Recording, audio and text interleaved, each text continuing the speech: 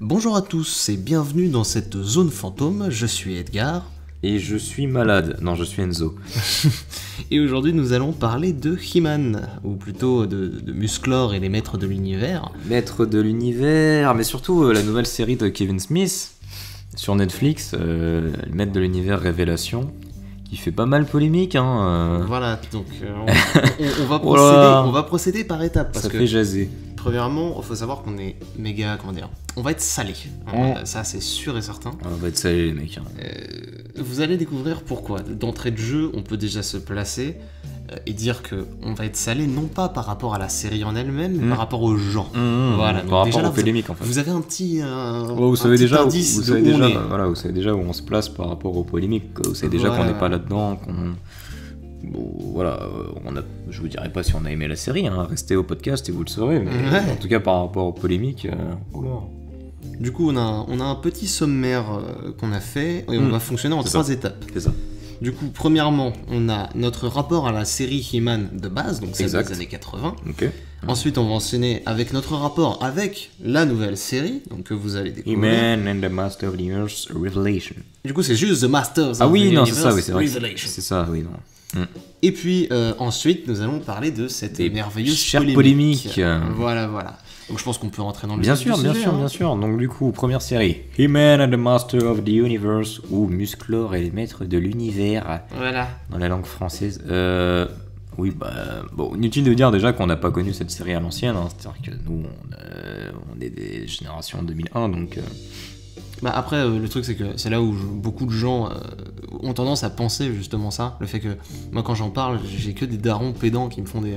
oui, mais moi, tu vois, par exemple, je regardais ça quand je me levais, je fais, mais moi aussi. En fait, c'est que moi, mon père m'a collé devant quand j'étais tout gosse, et j'ai grandi avec. C'est que, en fait, l'un n'empêche pas l'autre, bâtard, en fait. C'est que, vous savez, par exemple, tout ce qui est même vieux cartoon de la Warner ou Tex Avery qui passait, je sais, à l'ancienne sur Boomerang, putain, ils passaient les fous du volant le matin, mais tu sais, les vieux, quoi, du coup. Alors que les maîtres de l'univers étaient pas très accessibles, en vrai. Si non, carrément les pas, DVD, mais si t'avais pas les DVD, t'allais te faire... Moi, je sais que j'ai, par les DVD, je les ai pas vus à la téloche, moi, c'était ça, mon père m'a acheté des DVD très tôt, et du coup, on a pu se faire ça quand j'étais tout gamin. Je pense que c'était tellement vu comme kitsch et naze que personne ne voulait diffuser ça. On va y venir. Le truc, c'est que quel rapport on a avec cette série. Nous, il faut savoir que, en temps général, dans notre amour, il y a une petite case qui est l'amour... qui est pas très petite, qui est grande. Ouais, qui est grande quand même. Qui est l'amour que j'appellerais l'amour Flash Gordon. L'amour du naze, en fait. Parce que c'est l'amour où, en fait, on voit quelque chose et on se rend compte de à quel point...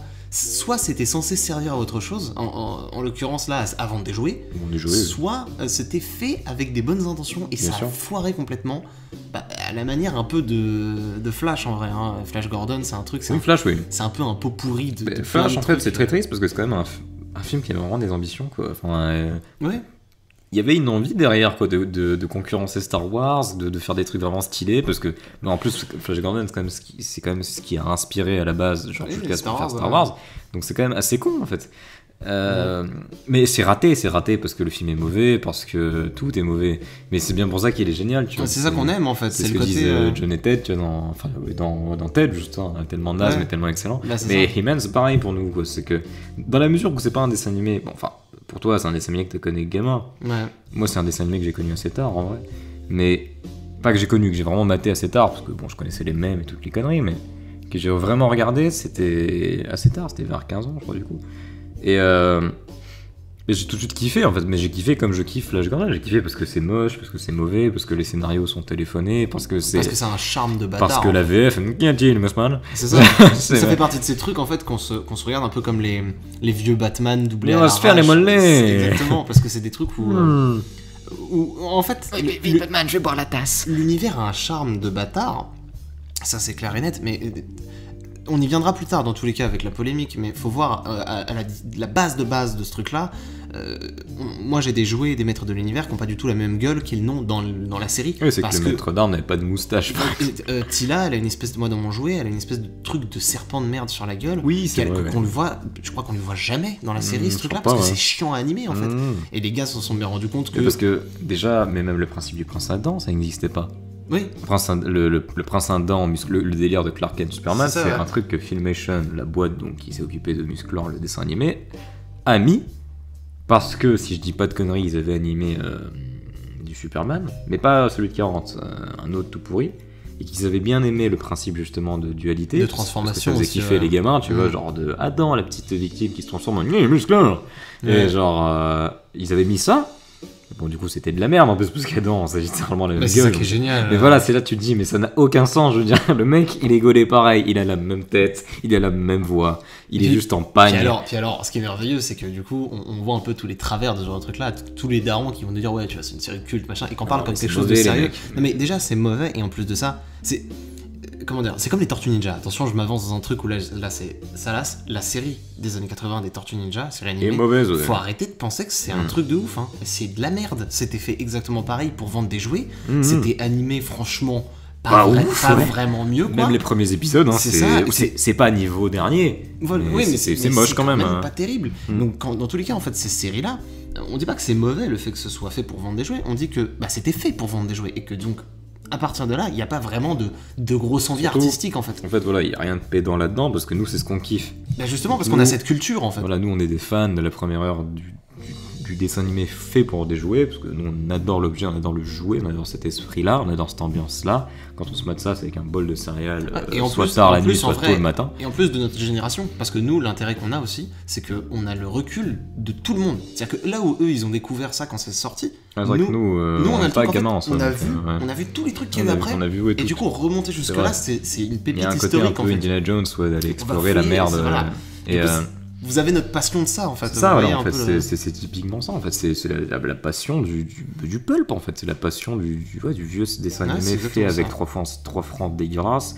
Et juste pour vendre des jouets quoi. Enfin, c'est les scénarios réutilisés, dégueulasses. Le glaive qui sert à rien déjà. Le glaive, tu. Mais mec, il a un glaive de la mort. T'as une épée, t'as pas mec.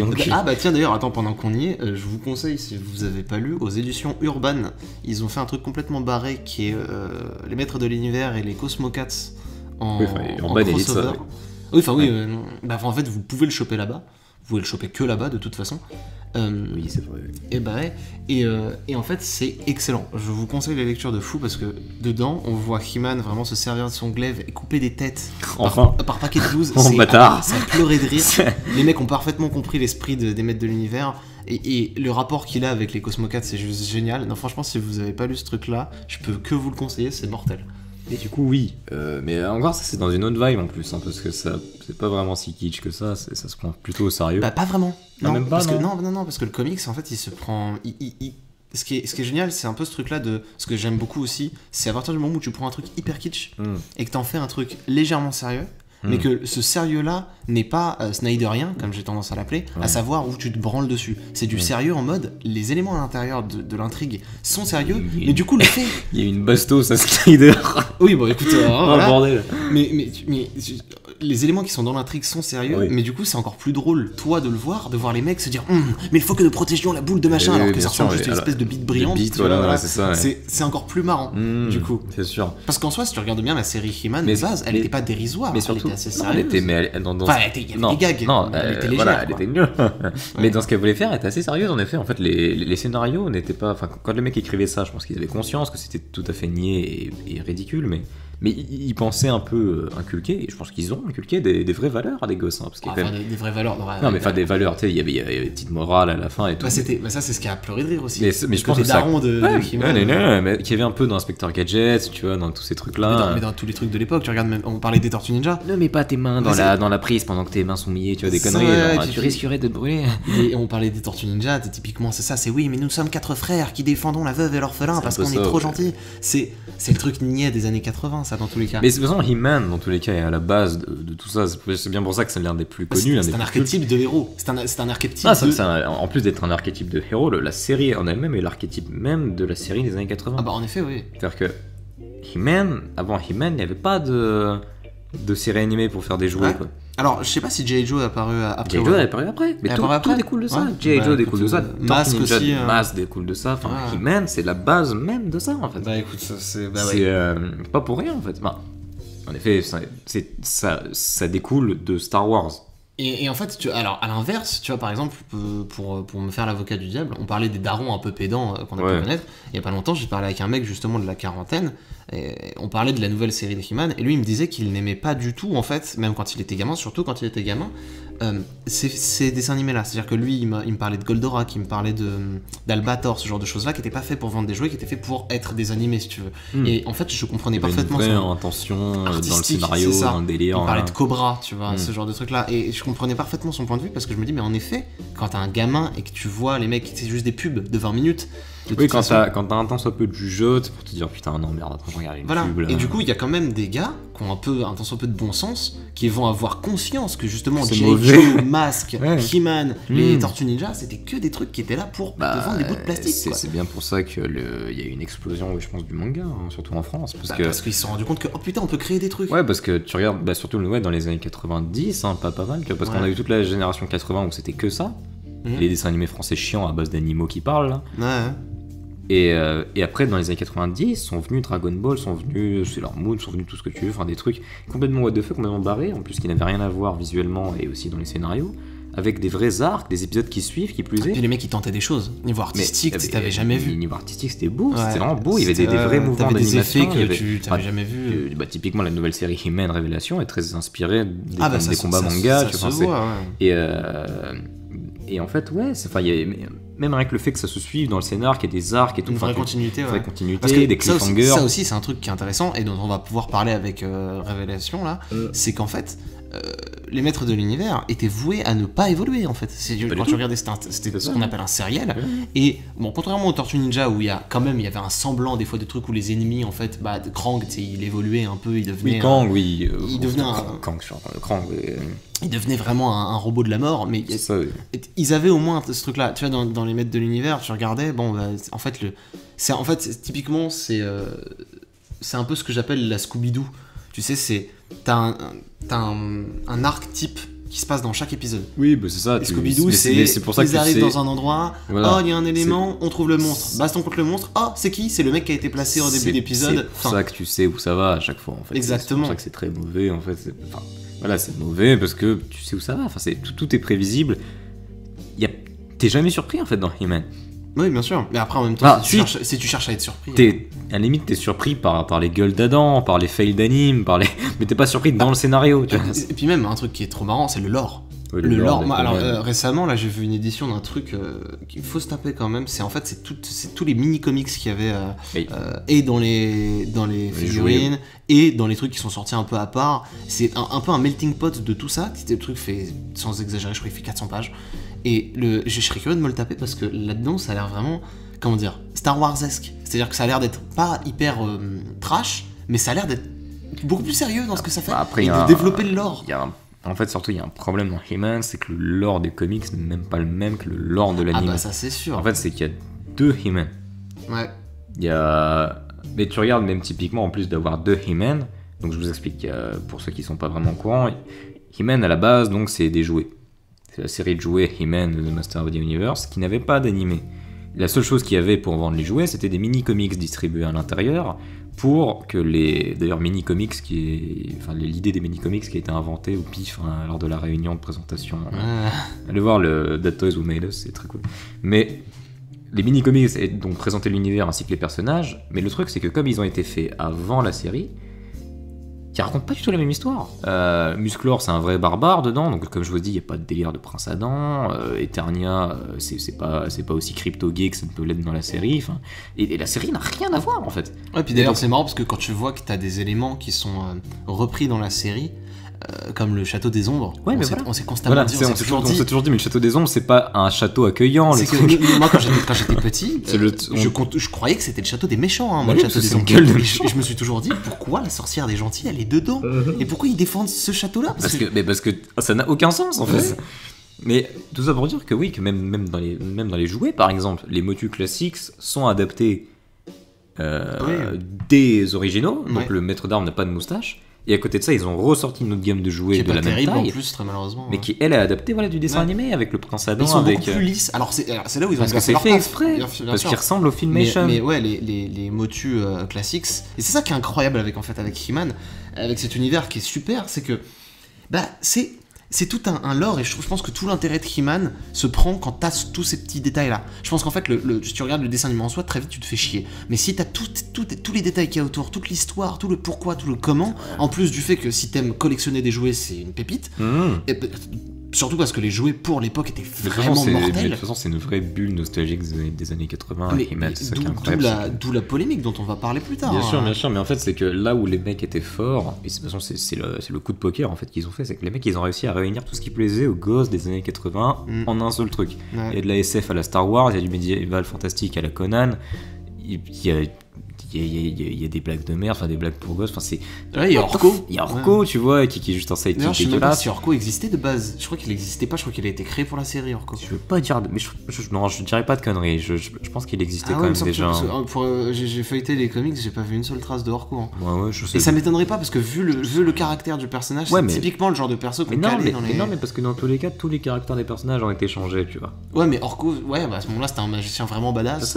C'était vraiment un truc badass, en fait. On sait pas, tu vois, mais enfin, voilà, vous avez notre avis déjà de toute façon là-dessus sur pourquoi est-ce que He-Man c'est merveilleux. Si vous voulez qu'on en parle plus d'ailleurs, faites-le nous savoir. Hein. Nous, franchement, on est toujours OP d'en parler dans les commentaires. Nous, ça me va nickel. Parler du film. Voilà, d'ailleurs, on pourra parler du film parce que ça c'est fort drôle aussi. Et très malheureusement, tu vois, le film, vite fait, le film très malheureusement, c'est qu'il a même pas ce charme He-Manien parce que juste naze. Il est juste naze. Tu sais, on pourrait le rapprocher de films comme Howard the Duck, alors que Howard the Duck en fait juste parce que tu sais c'est la même structure, un truc tombe sur terre et puis c'était la vieille science-fiction mal branlée. C'est la structure de beaucoup de films des années 80. C'est ça, quand t'avais pas beaucoup de budget. En fait, ce qui est marrant, c'est que du coup, là t'avais pas plus de charme que ça du tout. Et à côté de ça, tu chopes une cassette chez ton daron nostalgique, tu tombes sur Conan, et là t'as un truc qui ressemble bien plus à ce que He-Man, ouais, c'est vrai, He-Man, en fait. c'est sûr. Hein. Parce que tu regardes Conan, on va pas se mentir, franchement, tu mates ça aujourd'hui, c'est rigolo.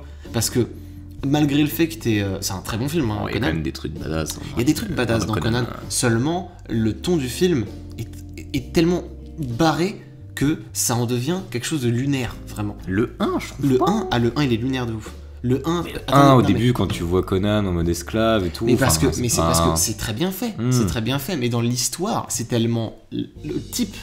En fait, quand je parle de ça, surtout le méchant en fait. Hein. C'est surtout le méchant, je trouve qu'il fait très pulp. Mais... Tu regardes Conan qui fait ses trucs. Conan. Et on peut pas vous mettre un extrait de quand Conan voit une meuf à poil pour la première fois parce que ça a pleuré de rire. Mais t'as des trucs en fait qui fonctionnent trop bien. En fait, Conan, en fait, ce que je veux dire par là, c'est que c'est un peu la version adulte de ce qu'est He-Man. Bien sûr, mais dans tous les cas, He-Man est dérivé de Conan. Mais totalement. Mais c'est qu'en fait. À la base, le mec, il voulait faire des jouets Conan. Hein. Oui. Mais en plus, d'ailleurs, ils avaient des gueules dégueulasses, je crois, les tests qu'ils avaient fait de base. Je sais plus, mais je sais qu'en tout cas, ils ont fait, par exemple, l'un des premiers He-Man, mais vraiment l'une des premières figurines qu'ils ont faites, donc avec vraiment le moule basique, hein, bodybuild classique, c'était vraiment un Conan, c'était un He-Man brun. D'ailleurs, petite lettre d'amour aux derniers jouets qu'ils ont sortis, qui reprennent les moules de base mais tout articulés, qui sont juste incroyables. C'est du pur génie. Et d'ailleurs, c'est marrant parce qu'on s'est fait la réflexion, même avant que la série de Kevin Smith ne pop, il y a eu une re-hype He-Man. Il y a une re-hype. Mais d'ailleurs, il faut savoir que je pense que c'est pas pour rien que cette série Revelation, ainsi que la deuxième qui va arriver, qui a l'air dégueulasse. Oui, en 3D là. Voilà, série He-Man, elles sont là, c'est parce que c'est purement une commande de Mattel en fait. Mais je sais pas pourquoi, parce qu'en fait, tu regardes, ils ont pas fait tant de merchandising que ça sur la série de Kevin Smith. Mais non, mais en fait, c'est purement. Enfin, c'est l'idée de faire deux séries He-Man. Et l'une où appeler Kevin Smith, enfin c'est littéralement comment en fait. Après oui, en fait c'est Mattel qui a... Parce que bon, en soi la revive He-Man, elle est forte aujourd'hui, mais elle est là depuis un peu le début des années 2000, tu sais. Déjà rien que le fait qu'il y ait eu un reboot dans les années 2000. C'est vrai qu'il y a eu un reboot dans les années 2000, il faudrait qu'on regarde parce que il a l'air pas mal aussi. Qu'on n'a pas vu mais qui a l'air pas mal. On avait vu des extraits sur les origines de Skeletor qui avait l'air vraiment trop cool. Parce que la série tentait vraiment un truc, c'est ce qui avait l'air d'être assez intéressant. C'est ce dont on va parler aussi avec Revelation. Et par exemple là, dans les années 2000 sont venus du coup les modules classiques. Ouais. Parce qu'en fait, les années 2000, c'est typiquement, c'est là où les gosses des années 80 avaient 30 ans ou 40 ans, et donc avaient l'âge d'acheter des figurines de collection. Ils avaient la thune de s'en acheter. C'est ça, c'est là où je dis l'âge et la thune. Ouais, c'est ça. Donc, toute cette hype est revenue petit à petit, puis elle a pris un peu plus d'ampleur, notamment grâce au même Internet, hein, tout simplement. Oui, parce que He-Man est devenu encore plus populaire grâce à Internet. Et donc, Mattel ayant vu ça, on ressortit des jouets, on ressortit des trucs, et on commandait en fait des nouvelles séries, tout simplement. Ils ont demandé à Kevin Smith, qui est donc un fan de la première heure de He-Man, d'écrire sa version, sa suite, et c'est ce qu'il a fait, quoi. En plus de ça, ils ont bien fait de commander ça. Bon, je pense qu'on va pouvoir passer à notre avis sur la série, sur bien Revelation. Sûr, sur Revelation. C'est bien, ils ont bien fait d'appeler Kevin Smith, parce que c'est un mec, quoi qu'il écrive, c'est avec le cœur, vraiment. C'est quand il se colle sur des trucs, il y va avec son âme à lui. Oui, bien sûr, le mec c'est un geek. C'est ça, puis surtout il traite de personnages qu'il connaît. Et c'est là qu'on va parler. Je vais pas trop m'étendre sur la polémique qu'il y a, mais vous l'aurez compris, il y a énormément de gens qui pensent que Kevin Smith ne sait pas de quoi il parle. Et c'est très faux, parce que quand on se rend compte de cette série, du coup pour donner notre avis, qui est trop bien, on a vraiment pris notre pied en matant cette série et on se rend compte qu'en fait il sait utiliser chaque personnage et surtout les valoriser réellement. C'est-à-dire qu'on parlait de He-Man, on parlait de... Alors attention, aussi autre chose, si vous ne l'avez pas vu, déjà on vous la conseille et surtout on va spoiler.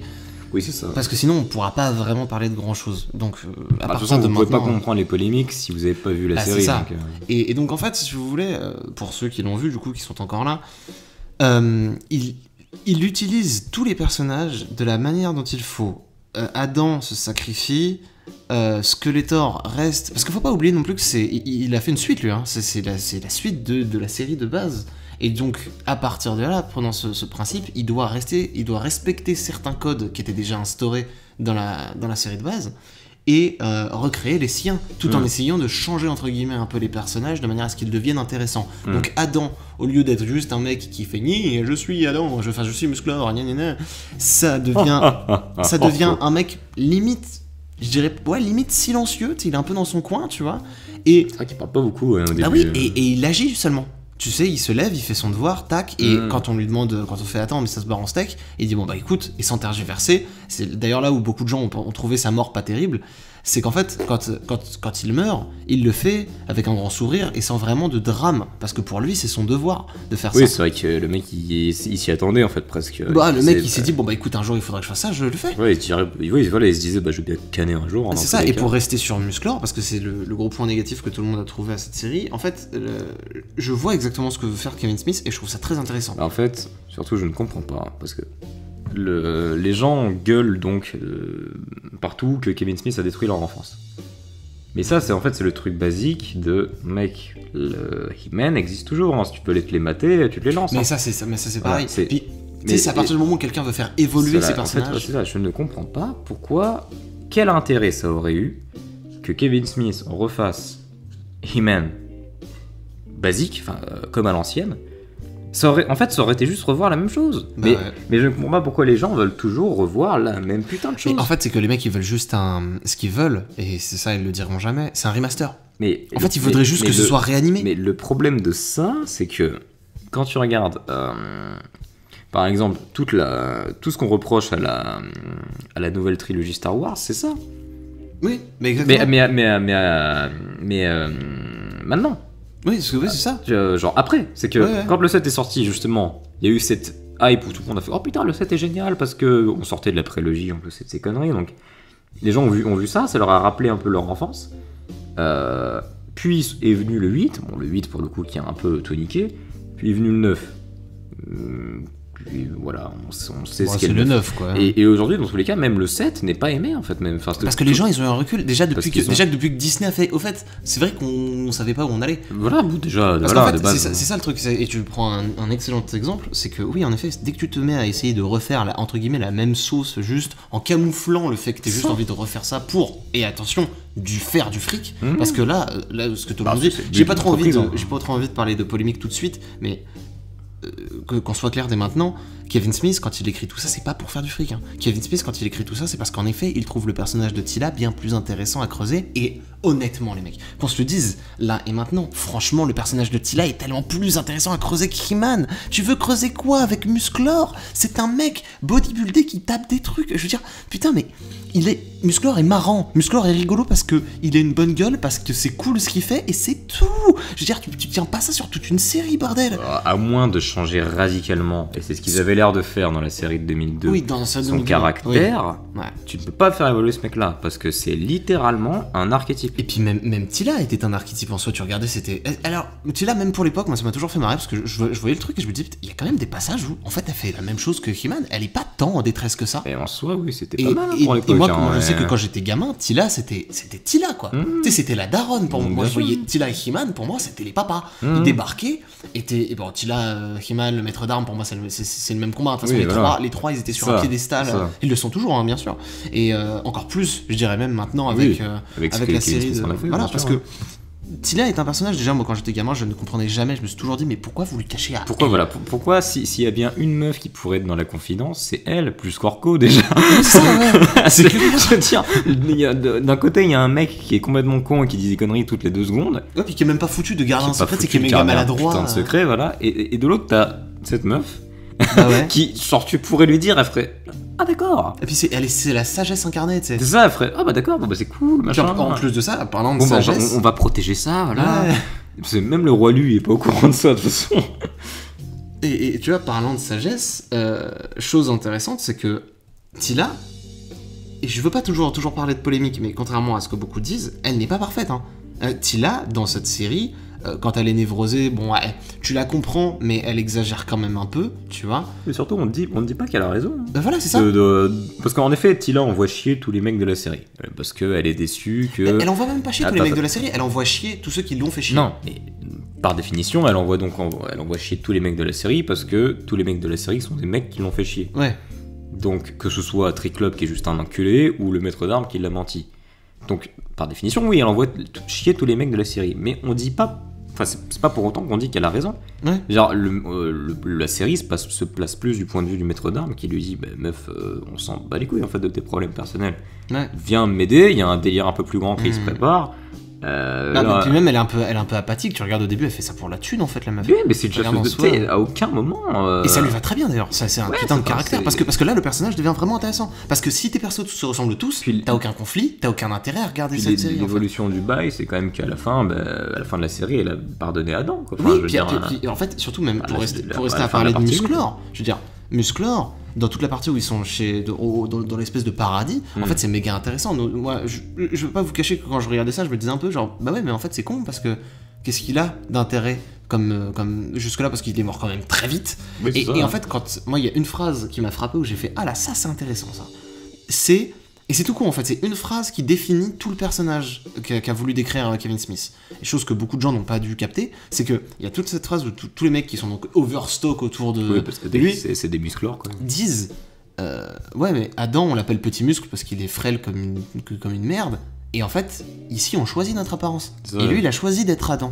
Et ça, je me suis dit, mais voilà, ça, c'est quelque chose d'intéressant. Parce que au lieu de rester cette espèce de pseudo-héros qu'il a été toute sa vie, bah lui, il se dit, mais non, moi, je suis Adam, en fait.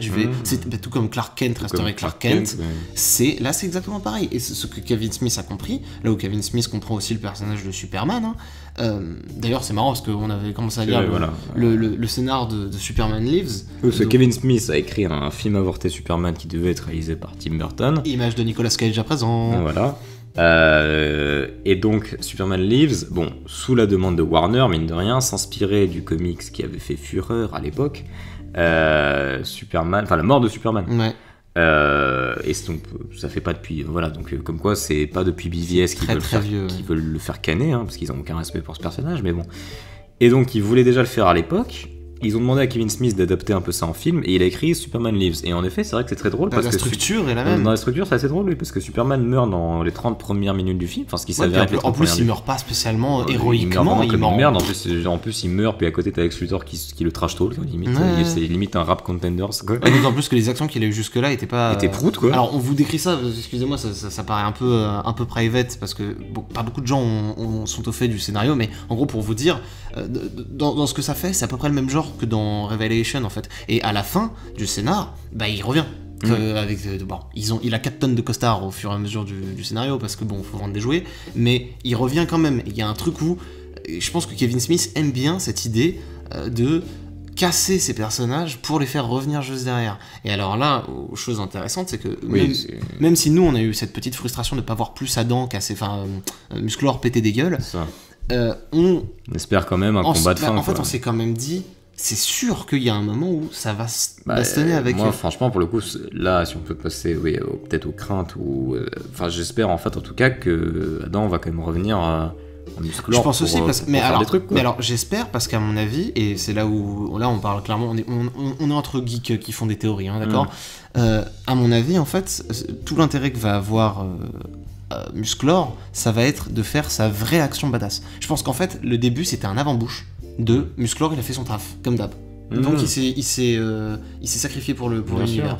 Et derrière, il va être le vrai héros. Et je pense que c'est ça. Je pense qu'il va devenir le vrai héros. Se sacrifier encore, parce qu'à mon avis, Musclor va décéder complètement. Sûr, oui. Et Tila va devenir la nouvelle maître de l'univers. Il aura canné 3 fois dans cette série. 2 fois. Non, 3 fois. Ah bah oui, non, parce que tu cannes déjà à la fin, là. Oui, c'est ça. Il est blessé. Ouais, c'est vrai qu'on sait pas s'il meurt. Ouais. Mais en fait, dans tous les cas, c'est exactement ce que disait Kevin Smith. Et en plus, je voyais des gens se foutre de sa gueule quand il disait ça, mais je comprenais pas trop pourquoi. Il répondait donc à une question interview des fans qui étaient un peu en rage en plus. Il disait, mais les mecs, vous dites que j'ai fait passer Adam au second plan dans cette série, mais vous vous rendez pas compte quand même que dans le premier épisode, le mec il se sacrifie pour sauver tout Eternia. Ouais. Est-ce que c'est pas la base même d'un héros? Au pied du personnage surtout. C'est ça, enfin je veux dire, non mais même est-ce que He-Man a déjà fait un truc aussi dantesque? Jamais. Je veux dire, au point de livrer sa vie pour sauver tout Eternia. C'est pas juste le château, non, c'est tout. Ouais, puis c'est pas comme si ça avait pas d'impact, parce que sa mort, je suis d'accord qu'elle aurait pu être montrée encore plus balèze, mais... La série repose sur la présence de He-Man. Tu le vois en flashback, on te parle de lui, c'est une légende. Que Tila est le seum, c'est sûr. Mais par contre, un truc est clair, elle ne lui crache jamais dessus. Hein. Tila, pendant toute la série, quand on lui dit alors l'effet d'armes, elle est en mode, c'est plus sa pote qui est en mode. Parce que sa pote, en fait, c'est marrant parce que j'ai l'impression qu'il a représenté un peu les millennials, nous.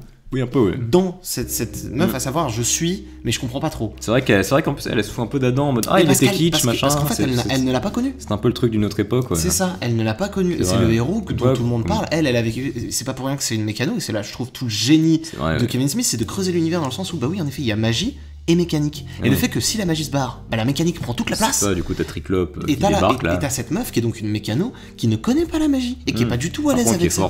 Et qui est forte en mécano. Et du coup, forcément, quand elle entend parler de He-Man, elle trouve ça un peu. C'est un peu comme si c'est vrai que j'ai pas vu ça, mais c'est vrai qu'il y a un parallèle à faire entre les millennials qui se foutent un peu d'He-Man sur internet et elle qui se fout littéralement de He-Man en disant oh, putain, il était kitsch, il balançait des répliques. Et là où Tila est trop forte, et justement, je trouve que c'est un vrai bon personnage, c'est qu'elle a beau avoir des raisons de lui en vouloir parce qu'en effet il lui a menti et tout, ce qui est très legit, hein, on va pas se cacher. Non, soit oui, mais déjà ça part. Elle ne lui retire aucun mérite, c'est-à-dire que pendant tout le truc, elle est en mode oui, en effet, on a affronté 50 000 machins, on les a démontés parce que il avait comme coutume de faire ça et ça. Elle admet que c'était un guerrier ouf. Puis surtout, oui, typiquement, parce qu'en fait, ce que les gens voulaient voir, c'est donc si on prend par exemple tous ces petits flashbacks, genre Skeletor sur son yacht, là, la James Bond et tout, c'est ça en fait que les gens ils voulaient voir. Ils voulaient voir juste He-Man, comme ça. Mais quel intérêt ça aurait eu en fait. En plus de ça, en fait, c'est là où je trouve ça tellement con, c'est parce que je pense que je suis un mec qui a genre la quarantaine, qui a grandi avec les maîtres de l'univers. Moi, je vois ça, je vis les flashbacks de Tila comme mes flashbacks.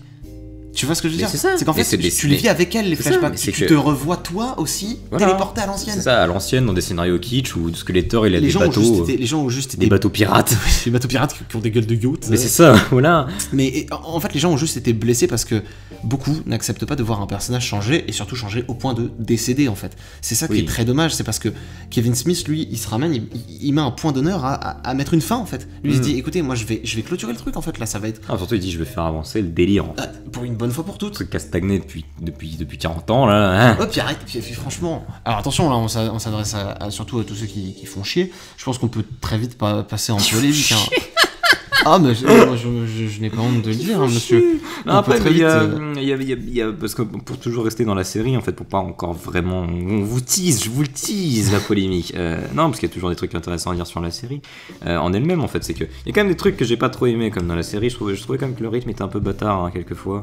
Ouais, l'épisode où t'as la magicienne, la méchante magicienne, j'ai jamais le nom, voilà, et Orko, et un peu dans les enfers, c'est un peu lent. Il est assez long, ouais. Parce que comme t'as un montage parallèle, il est moins bien, un peu, il est moins bien géré, puis même en fait, ouais, il y a vraiment des moments assez de longueur en fait. Même dans le paradis, je trouve que c'est assez sympa de les voir quand ils s'amusent et tout, mais. Je trouve pas, parce que dans le paradis, moi perso, j'étais dans un truc où j'étais en pleine découverte. Autant les enfers, par exemple, c'est un truc qu'on voyait déjà dans la série de base. Les enfers, ce personnage-là, c'est un truc où il y avait déjà, bon, c'était naze, mais tu voyais déjà ce mec-là, tu sais, l'espèce de machin là, j'ai plus son blaze à lui là, qui popait et qui foutait le bordel. Tu le voyais déjà lui.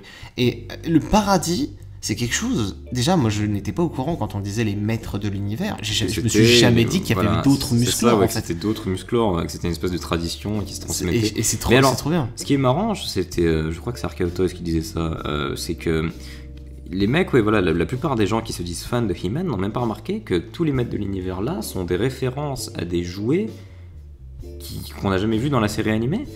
Ah ouais. Par exemple, mais tu vois typiquement, je te parlais du premier He-Man qui ressemblait à Conan. Oui, le gars avec son. C'est lui. Oui, c'est lui. C'est le mec qu'on voit dans la série animée qui est littéralement un clone de Conan. Là. Ouais. Et ben lui, son design est tiré trait pour trait du proto He-Man. Ouais, puis l'idée intéressante aussi, le fait que la nana là, tu sais, qui parle pas la langue, qui ressemble à la sorcière du Château des Ombres d'ailleurs. Le fait qu'elle ressemble à cette sorcière là, il y a un truc de lore où tu te dis c'est un titre. C'est logique. Il y a un titre où bon d'ailleurs spoiler d'avance déjà. La sorcière du Château des Ombres, c'est la mère de Tila. Hein. C'est le truc. Voilà, c'est le truc qu'on voit venir le plus, et c'est pas une mauvaise idée. Et d'ailleurs, je vais switcher directement si on doit continuer à parler de ce qu'il y a dans cette série. Le maître d'armes est incroyable. Il y a quand même des trucs, mais les gars, mais Orko. Alors les gens ont dû chialer. Hein. Orko, moi déjà j'étais pas bien. Hein. Moi, les gens ont dû, je sais même pas, ils devaient même plus être dedans. Mais les gens,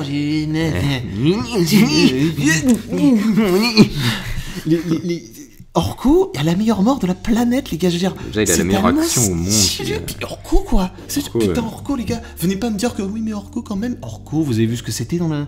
Là, il l'a fait évoluer, là. Il gère des trucs, Orko, ça y est. Bien sûr, mais c'est. Il y a un vrai arc, en fait, qui est développé autour de ce personnage auquel personne se serait attendu, en fait. C'est incroyable. Chose qu'on se disait en la matin, c'est marrant parce que cette série, c'est la Infinity War. Et la partie 2 sera la endgame. Sans doute, ouais. Parce que là, en fait, Kevin Smith, ce qu'il fait, c'est quelque chose que j'adore, c'est choper tous ces personnages. C'est d'ailleurs pour ça qu'Infinity War est bien plus intéressant que Endgame. Il les divise un peu, ouais. Les diviser, et puis tous te les shut down. Il te les shoot, tous un par un. Et il te regarde droit dans les yeux, il fait ah oui, au fait, c'est nécessaire. Et c'est ça, en fait. Les gens n'ont pas compris que c'était la part 1, en fait. Bah oui. Tu sais, c'est pas la fin, là. Enfin, les gens se disent oh, mais He-Man, il crève encore à la fin. Mais c'est pas. Il y a un cliffhanger, les gars, c'est le principe d'une série, en fait. Puis même putain, je ne comprends pas cet attrait autour de He-Man. Je veux dire, ok, il est cool. Mais déjà. C'est un des personnages les plus plats de l'univers. Mais voilà, je veux dire, putain, et puis surtout, c'est que, je veux dire, il a tellement plus d'intérêt dans comment il est traité là. Bien sûr. Avec le fait que. Alors les gens vont dire, oui, mais en fait, c'est une lopette, pour moi, He-Man, il est pas comme ça. Tu fais, mais d'accord. Mais déjà d'une part. Bon, c'est une lopette, le mec il se sacrifie, je veux dire. Oui, mais il est capable d'être sacrifié pour sauver tout le monde. Il se fait shooter comme une merde par Skeletor à la fin. Oui, mais déjà, il l'a pas vu venir. Mais déjà un truc tout con. Si un héros est trop parfait, il est chiant. Donc, mais déjà, si ton méchant, il reste comme ce qu'était Skeletor dans la série de base, il valait nulle part. Hein. Oui, Skeletor ne réussissait rien. Oui, si Skeletor peut enfin réussir quelque chose, c'est pas plus mal. Le fait que Skeletor se démerde. Là, alors en effet, moi je trouve que la seule emmerde, c'est que. Tu vois, si tu veux un petit défaut, je trouve qu'on est trop à brûle pour point déjà dedans, dans l'épisode 1. Je trouve qu'en fait, l'épisode 1 aurait mérité franchement 10 minutes de plus d'intro. Pour représenter un peu plus l'univers. Ouais. Parce qu'on pop, on a déjà Fakor, tu sais, le faux He-Man. Toutes ces merdes. Tu vois, t'as déjà Skeletor qui débarque. En fait, malheureusement, t'as pas assez le temps, je trouve, de. Ah, puis même, en plus, si tu connais pas le lore, quand tu vois Triclope débarquer, tout ça, tu te dis, mais c'est qui ce mec par contre, Triclope, ce qu'il en a fait, c'est si drôle. La secte. Frédéric Soutrel. Oui, bah, en VF. Du coup, si vous regardez bien, la voix de Triclope est aussi celle qui fait le générique d'intro. Oui, c'est ça, c'est magnifique. Fred, et gros bisous à Fred s'il regarde ceci. Et en fait, d'en avoir fait ça de ce personnage, c'est hyper intéressant. Je veux dire, même les méchants, les bras droits à la con, qui étaient quand même juste là pour se faire tabasser la gueule. Juste des sidekicks. Les mecs, c'est devenu limite, ils sont plus hauts que ce qu'était Skeletor. T'as l'impression qu'ils ont quand même réussi ce que Skeletor n'a jamais réussi. Mais c'est ce qu'il le dit dans la série. Il dit mais Skeletor en fait on s'est rendu compte que c'était une lopette. Ouais, voilà. Parce que c'était What voilà qu'on s'en rend compte. Skeletor c'est une lopette. Ça a toujours été un méchant de merde, je veux dire à chaque fois. Il y a un Mesclor, putain il fuyait. T'avais tout le temps ce moment dans l'épisode où il fuyait. Et puis quand il se bastonnait 3 secondes, il se faisait tataner en 3 minutes. Mais voilà, c'est que Skeletor a toujours été un méchant de merde en fait. Puis un méchant ingrat, tu sais, c'est un mec, c'est juste un gamin, juste un grand connard. Ça, puis en soi dans la série, ça allait rester. Je veux dire, le mec il s'est caché dans une boule. Puis alors attention, quelque chose que les gens ont détesté aussi. Je pense que nous on s'en est pas rendu compte, mais là-bas ils ont eu Mark Hamill. Oui. Et le fait de l'avoir aussi peu, je pense que les gens ils ont dû faire. Ça pour le coup, c'est un des vrais défauts polémiques que je peux accepter encore. Les gens qui... Bon, je serais pas peut-être à traiter Kevin Smith de menteur, parce que vraiment les gens sont vénères quand même à le traiter de menteur. On passe en polémique ou pas ? Bah, on peut... En fait, moi j'étais encore un peu sur les points négatifs que j'aurais pu trouver à la série, tu vois. Bah peut-être garde ça pour les... Mais en fait, c'est que ça peut être un point négatif, en effet, qui peut être reproché à la série, c'est le marketing. En effet, oui, mais c'est pas Kevin Smith. Si, mais un peu quand même parce que lui, vendait vraiment ça comme une série He-Man. Oui. Bien que c'est vrai que tu m'as fait remarquer que oui, la série ne s'appelle pas He-Man and the Master of the Universe, mais Master of the Universe Revelation. Ils ont tège le He-Man. Bon alors faut le remarquer hein. Oui mais comme quoi déjà de base on sait que He-Man sera pas plus là. Après en effet si je sais pas trop ce qu'avait dit Kevin Smith avant, mais de plusieurs choses l'une. En fait je me mets à la place de Kevin Smith. Il peut pas vendre sa série en disant oui non mais Musclor il va pas être... le délire en fait. C'est ça, c'est qu'en fait lui il a construit tout ça pour la surprise des gens. C'est comme si on avait vendu Endgame en mode oui bon alors ils vont retourner dans le temps. On l'a vendu comme ça, Endgame. Non, on l'a pas vendu. Non, les gens l'ont vu venir parce qu'il y avait eu les photos de tournage, il y avait les leaks parce que c'était le secret le moins bien gardé du monde. Mais à aucun moment dans les modes d'annonce, tu pouvais imaginer ça dans Endgame. Oui, c'est sûr. Ouais. À aucun moment tu pouvais imaginer que Thanos il crevait au début. C'est vrai. C'est un peu le même délire. Je veux dire, moi je me rappelle du mec dans la salle qui a fait oh quoi, il meurt au début. Ouais. Tu vois, c'est oui, mais parce que évidemment que la bande-annonce peut pas. C'est le principe. Et en fait, là où c'est très malheureux, et du coup c'est ce dont on parlait juste avant, c'est le fait que le premier épisode trace autant. Je pense que la série aurait mérité un épisode de plus. Je pense que t'aurais collé un épisode de plus pour un peu, recaler le bordel au tout départ. Et à la fin du premier épisode, t'avais un élément qui popait au début, à savoir Skeletor arrive à choper le château des ombres. Et dans l'épisode d'après, t'allongeais juste un peu de 3 actions qu'il y avait dedans, et t'avais tout ce qui se passait avec Skeletor qui fait tout son plan, et tu pouvais peut-être même encore développer son plan, parce qu'en effet il pop là et il se le sort du cul son plan. Oui, genre ouais j'ai deviné. Oui voilà c'est ça, moi j'ai su. Okay. Et tu ne sais pas pourquoi. Ouais, c'est ça. Et je pense qu'on ne saura pas pourquoi. Dans tous les cas il y a quand même des facilités pas mal vénères, genre le délire de oui j'étais caché dans la boule. Quoi ? Je trouve ça marrant moi. En fait c'est que après tout dépend du recul que tu prends, parce qu'en plus de ça quand tu regardes bien la série elle est bonne enfant en soi.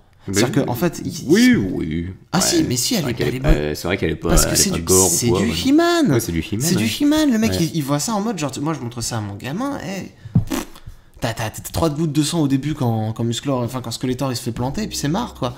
Et c'est... En vrai de vrai, ça... Je trouve que la série, elle est très bonne enfant. Je vois vraiment Kevin Smith derrière son écran s'éclater avec ses jouets, en fait. Voilà, dans tous les cas, je pense qu'on pourra conclure, en tout cas, sur notre avis sur la série. Oui, c'est sûr que ce qu'on a kiffé, c'est les balls, en fait, qu'a le mec de faire enfin bouger un univers qui est resté statique pendant des années. Ouais, puis qu'on a essayé pseudo de changer un peu dans les années 2000. Oui, mais encore, voilà, c'est bien pour ça que je serais curieux de la voir. Ouais. Et je pense en plus que c'est déjà pour ça qu'elle avait pas trop plu à l'époque. Alors attention, parce que c'est à double tranchant, ça. Moi, j'avais regardé la série animée des Cosmocats qu'ils avaient refait dans les années 2000. Oui. Ils revisitaient beaucoup de choses, il y avait des bonnes idées, parce que Cosmocats, on va se le dire tout de suite, c'est de la merde aussi dans la série de base. C'est pire que He-Man parce que c'est même pas drôle. Mais en fait, les gars ont essayé de revisiter le truc, mais c'était très bateau, parce qu'ils avaient pas vraiment ils avaient pas les couilles qu'il fallait. Et je pense que lui, les a, tu vois. C'est ça. Ça paraît des personnages comme le maître d'armes, quoi. Enfin, c'est l'évolution l'introduction du mec dans le village et tout, enfin en mode Kuken, là tu dis mais c'est quoi le délire incroyable putain. Et bien surtout voilà. Et donc c'est ça en fait qu'on retiendra de cette série, en tout cas de la partie 1 pour l'instant, c'est vraiment la prise de risque, le fait de faire évoluer, de faire bouger cet univers, même d'implanter des nouveaux persos. La sincérité, le fait d'implanter des nouveaux persos. Moi je suis pas un des plus grands fans de la meuf, hein, mais de la mécano là, mais à tel point que j'ai plus son nom, tu vois. Moi non plus. Mais bon, c'est pas un ajout qui est plus naze en fait, tu vois, elle a un peu de caractère. Ça ajoute un point de vue. Mais en fait, c'est surtout, au-delà d'elle, c'est surtout le délire de magie qui a disparu et mécanique. Je trouve ça très intéressant. Bah ouais. Triclope m'a beaucoup plus marqué, oui, justement, pour ce délire en fait. Bah ouais, en fait, c'est intéressant parce que tu vois, là où je trouve ça intéressant d'avoir collé cette nana, c'est parce que quand tu mets un méchant comme Triclope et que si tu mettais juste Tila, il n'aurait pas entre guillemets de miroir. Alors que le fait qu'elle soit là, tu te souviens qu'elle va chercher un truc en 2 spies, elle le fait tellement facilement qu'elle le fait hors champ. Et en fait, ce qui est génial, je trouve, c'est justement de l'avoir mise là parce que elle connaît à ce point-là ce truc, ce truc de technologie et ça te crédibilise l'univers. Bien sûr. Le fait que déjà tu aies ces 2 points de vue là. Et je trouve ça vraiment intéressant, d'autant plus qu'elle sert, son côté mécano sert dans le scénar au moment où mais ce personnage n'est pas inutile en soi. Franchement, non, c'est vraiment... Kevin Smith, surtout, là où je trouve que lui, il est pas mal balèze, c'est que dans la structure de sa série, il a tout réfléchi pour aller jusqu'à un endroit. Et tu le sens. Tu sens qu'il a vraiment un plan. Mais tu sais qu'il y a un... Attendez les gars. Voilà, et surtout ce plan-là, je trouve qu'il est très satisfaisant. C'est comme quand tu regardes un bon thriller et que tu te dis ah putain, ça se voit que la chute, elle va être balèze. Mais dans tous les cas, je pense que là on peut passer aux polémiques, c'est que une chose en fait qui ressort de tout ça, c'est la frustration. Oui. Mais ça, vous pouvez pas. C'est pas de la faute de Kevin Smith en fait. Puis alors, je vais vous sortir la phrase de quelqu'un de Joss Whedon. Qui disait en fait c'est chiant de donner au public ce qu'il a envie de voir, il faut lui donner ce dont il a besoin.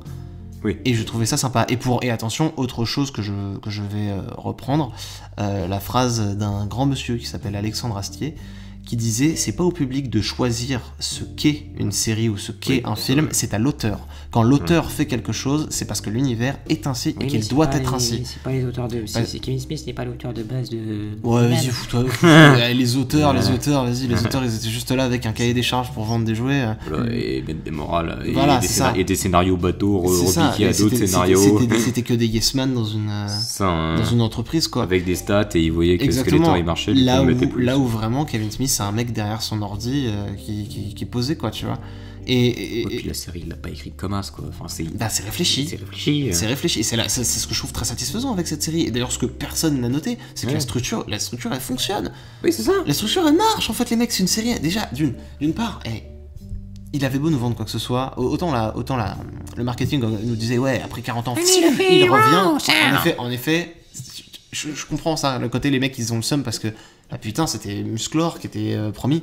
Mais moi, à partir du moment où j'ai vu que Musclor et Skeletor crevaient, et moi à partir du moment où il y a eu ça, je me suis dit les fils de pute, parce que j'ai ri, je l'ai pas pris contre moi, faut arrêter de penser qu'il y a qui font ça contre vous pour vous manipuler. Mais qu'est-ce que c'est? Ils ont détruit mon enfance, espèce d'enfoiré. Les menteurs, ils ont voulu se faire de la thune sur le machin. Déjà, premièrement, on va se mettre d'accord tout de suite aussi là-dessus, vous pouvez aller checker Netflix vit à crédit, hein. C'est-à-dire que Netflix n'est toujours pas rentabilisé. C'est-à-dire que de toute leur production, Netflix ne vit que des fonds, des investisseurs qui sont là pour les aider.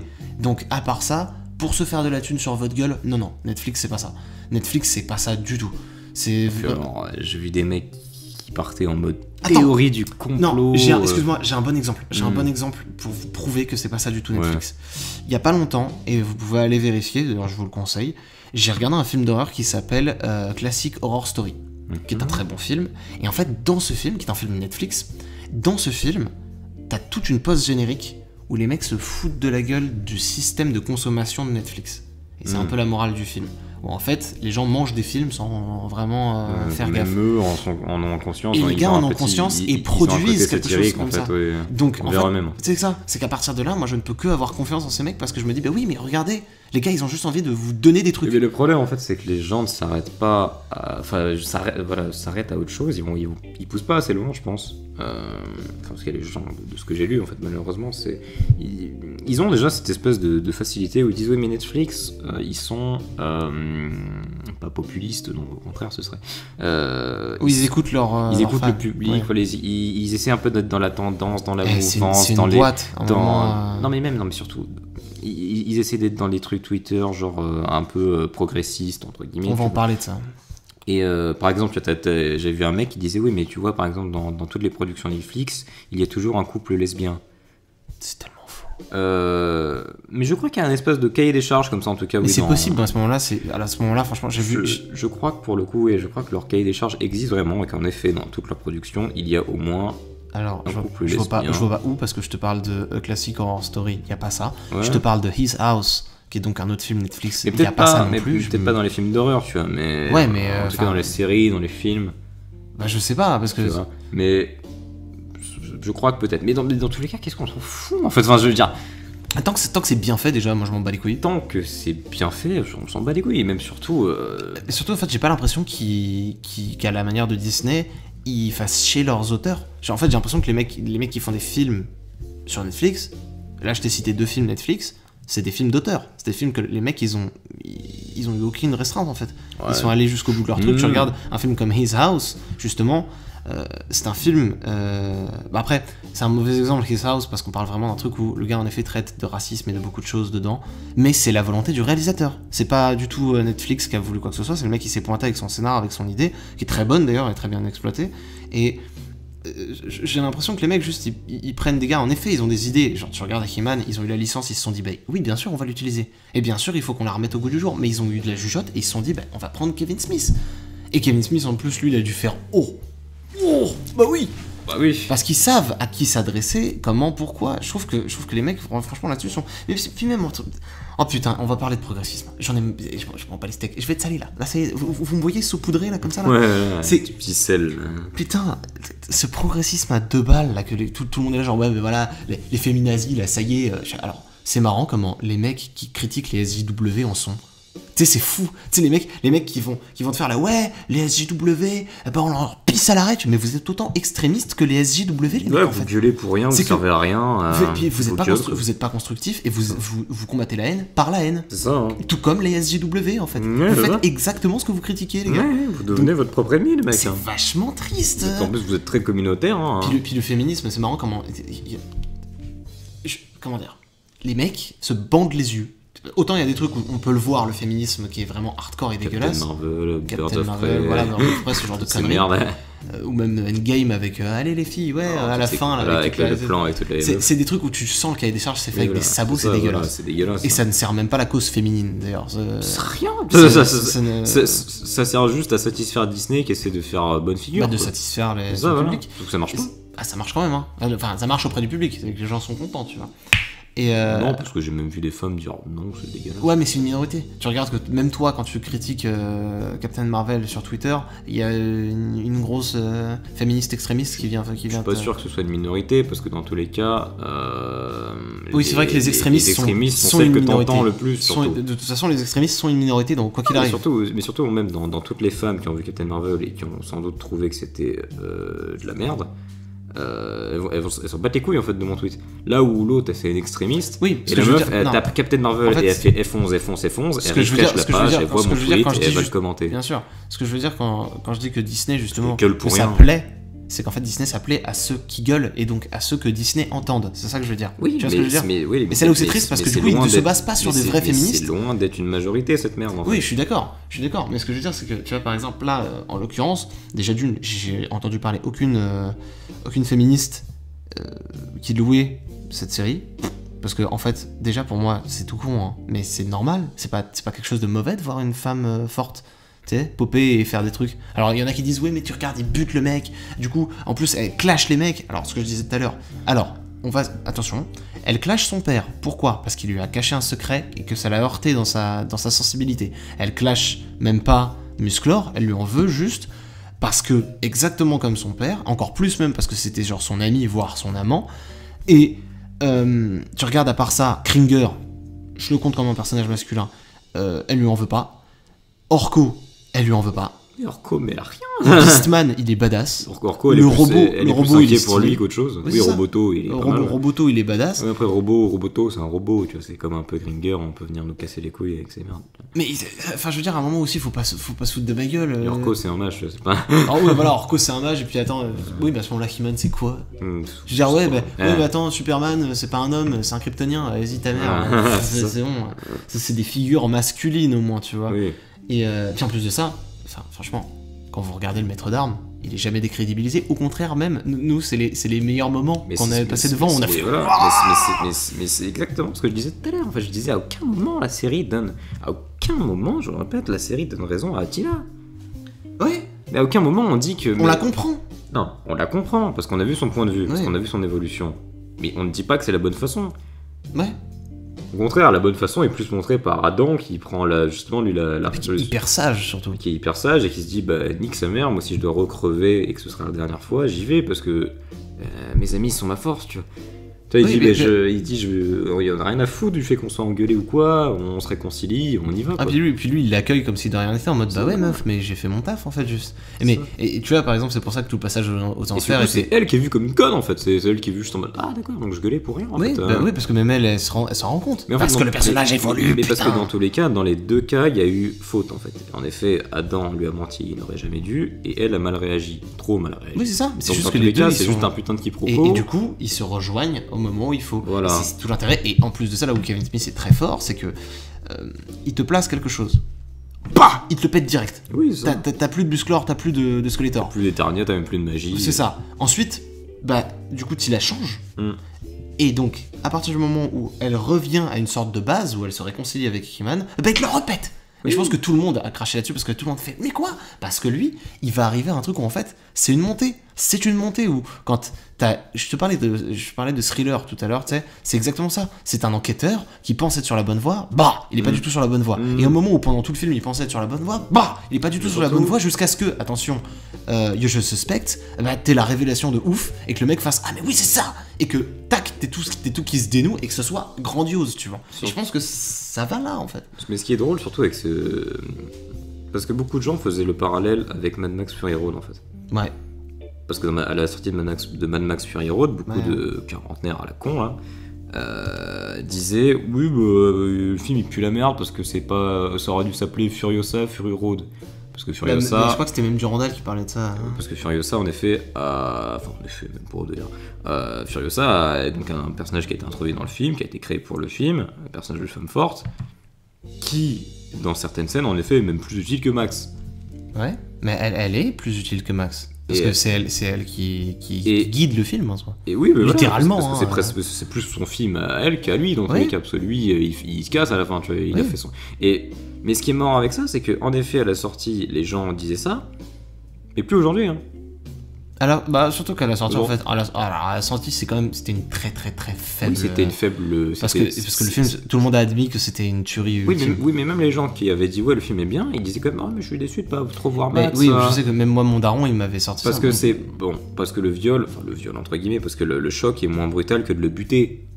Là, il est juste mis en second plan. Là, He-Man est carrément mort, donc c'est un autre délire. Mais tout ça pour dire que, dans tous les cas, si on avait fait la solution inverse, à savoir refaire He-Man, je suis sûr que dans l'avenir, on retiendra pas autant cette série que Révélation. Bah on va la retenir. Tout le monde dit ouais, mais en fait, surtout c'est que parce que Révélation prend des risques en fait dans tous les cas. Chose très marrante, c'est tous les attention, je vais le dire, tous les connards qui crachent dessus parce que nostalgie sans se soucier de quoi que ce soit et qui... Attention, je dis ça... Non, les gars. Voilà, je dis ça, vous sentez pas visé si vous avez pas aimé la série, hein, vous avez totalement le droit de pas aimer la série, attention. Seulement, si vous l'avez pas aimé, venez pas nous balancer des trucs où c'est en mode vraiment juste pédant. Oui, non, mais je te comprends, tu n'étais pas là à l'époque. Oui, exactement. Je l'ai vu, ça, les gars... Et pas qu'une fois. Ça, surtout les gars... vous m'étonnez qu'on a envie de vous traiter de connard. C'est parce que c'est typiquement un truc de vous sentez au-dessus de tout le monde. C'est juste des... Et du coup, quand tous les mecs disent, là, il y a 5 minutes de ça, on a vu une critique d'un mec qui disait simplement, oui, mais moi j'ai vu que toutes les bonnes critiques, ce sont tout bonnement des gens qui ne connaissent pas He-Man. Alors déjà, mon point dans tout cul, parce que nous, on connaît He-Man, et non mais c'est vrai. Nous, on connaît He-Man, on sait ce que c'est, on connaît les aboutissants, l'histoire, et à un moment, on a aimé quand même. Comment t'expliques ça? Comment t'expliques qu'on a quand même aimé la série? Voilà. Ça. Donc c'est juste qu'à un moment, ces gens-là essayent de...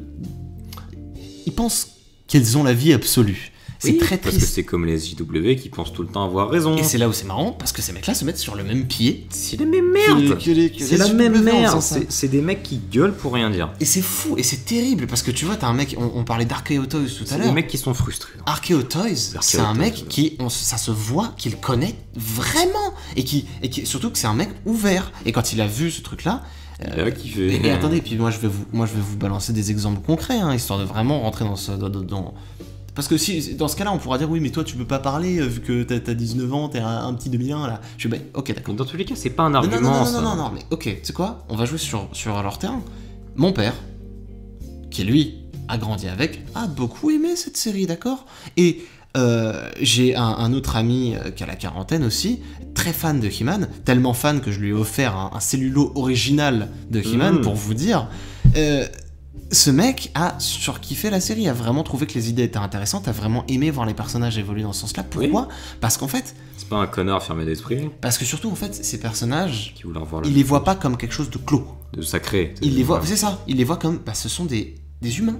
Ce sont ils évoluent, et surtout c'est comme ça qu'on construit une série, putain. On est des années plus tard, on est 40 ans plus tard, tu veux me refaire la même merde. Ouais, mais c'est ça. Avec les mêmes scénarios téléphonés. Les gens veulent juste un remaster. Avec les mêmes scénarios téléphonés, les mêmes plaques de merde, les mêmes personnages aussi plats. Ouais. Qu'est-ce qu'on s'en bat les couilles. Surtout que t'imagines qu'ils ne fassent ça, t'imagines tout le charme que ça perdrait. Mais d'un coup, ça deviendrait vraiment c'est là où je te disais, on est 40 ans plus tard, gros. Bah ouais. 40 ans, tu veux me refaire la même merde. C'est clair. Tu veux me singer un faux vibe comme tout ce que les mecs essaient de faire là, genre James Gunn et toutes ces conneries, là, espèce de dommage aux années 80, en copiant en fait cette vibe un peu. Sauf que puis ça fait faux. Sauf que à la différence, Flash Gordon, c'est pas fait exprès. À l'époque, quand les mecs ils faisaient Flash, à l'époque, quand les mecs ils faisaient He-Man, ils faisaient pas ça en mode dans le but de faire ça kitsch. Exactement, c'est pour ça qu'on vous a dit ça au début, on vous a placé le délire.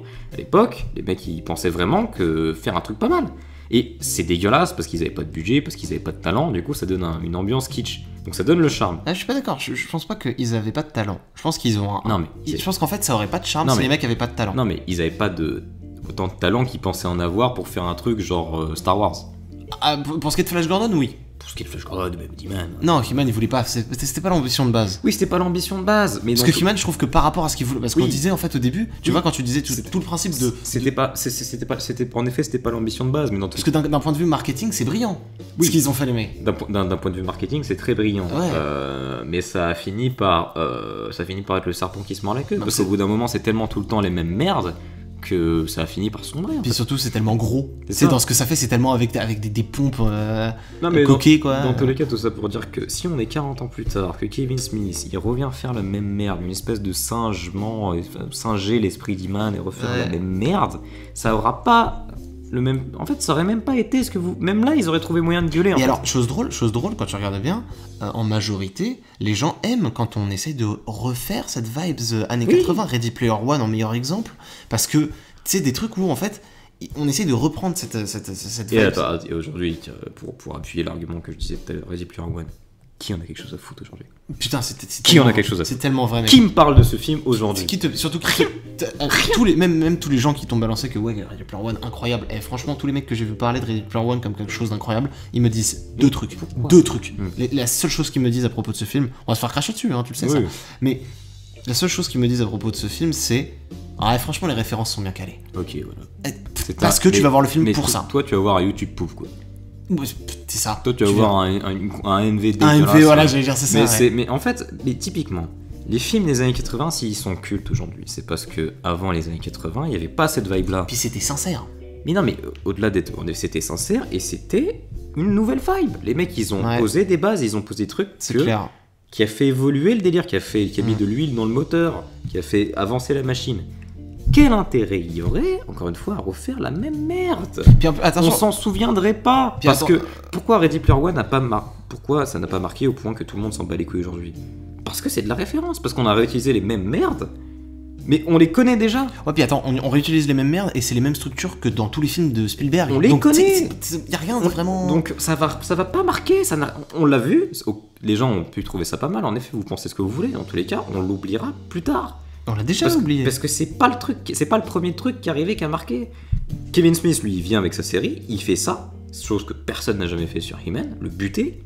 Mais les gens s'en souviendront plus tard. D'autant plus que même niveau, on parle de kitsch ou quoi que ce soit, même niveau musique, le mec réinvente complètement. Le mec il débarque avec des grosses grattes. C'est bon qu'il sait pas réutiliser le thème de He-Man. Je suis d'accord. Moi, j'aurais voulu un bon générique. Ouais. Je trouve que c'est dommage là, par exemple, qu'on ait juste un générique en parler.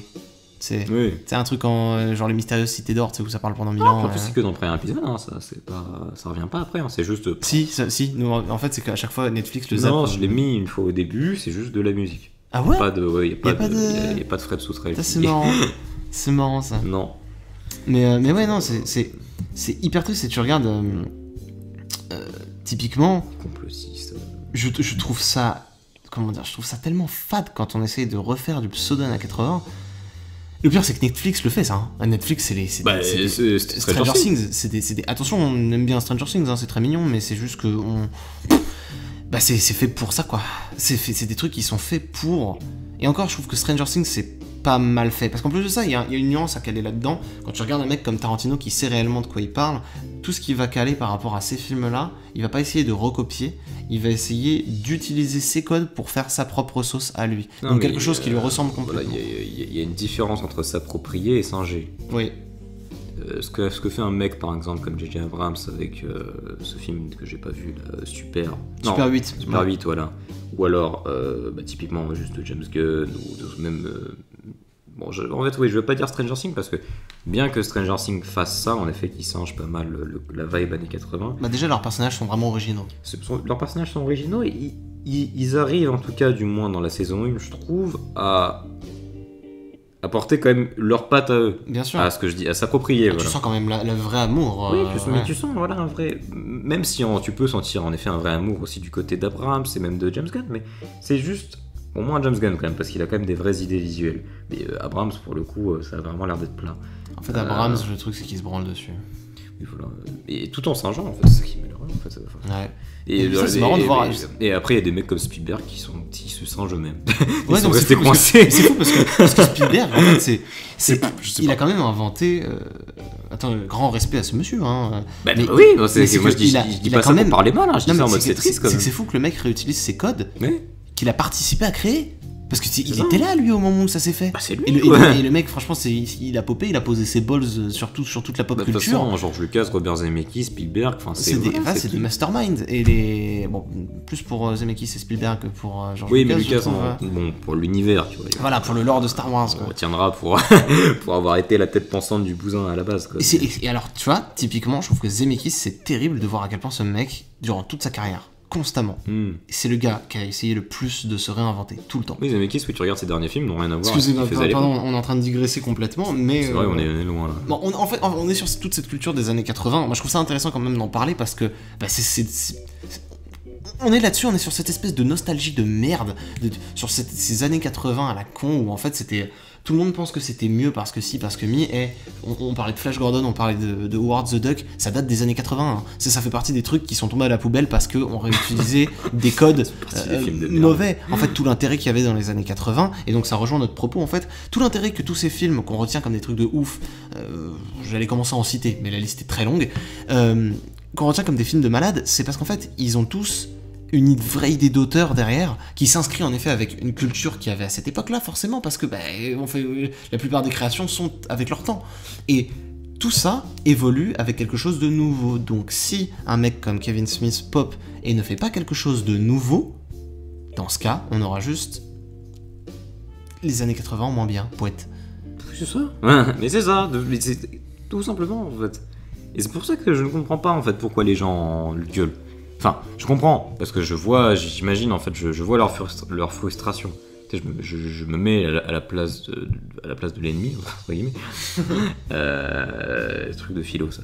Mais je me mets dans leur tête, en effet, je comprends. Les mecs sont frustrés parce qu'ils voulaient revoir la merde. Mais de mon point de vue, je vois pas l'intérêt, en fait. Ça, c'est pareil avec tout, en fait. Oui, tu t'en rends compte sur plein de choses. C'est ça. Et là, en fait, et ça m'énerverait pas, en fait.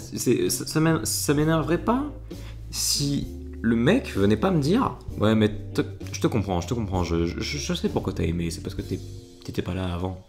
Ouais, parce que t'es une ta petite gueule, en merde. fait. Ta gueule, non, mais c'est voilà. À partir du moment où t'es pédant, ou même que t'en viens à insulter le créateur et tout, enfin, c'est bon, mec. Ouais, puis tu sais, les mecs, ils se foutent de sa gueule.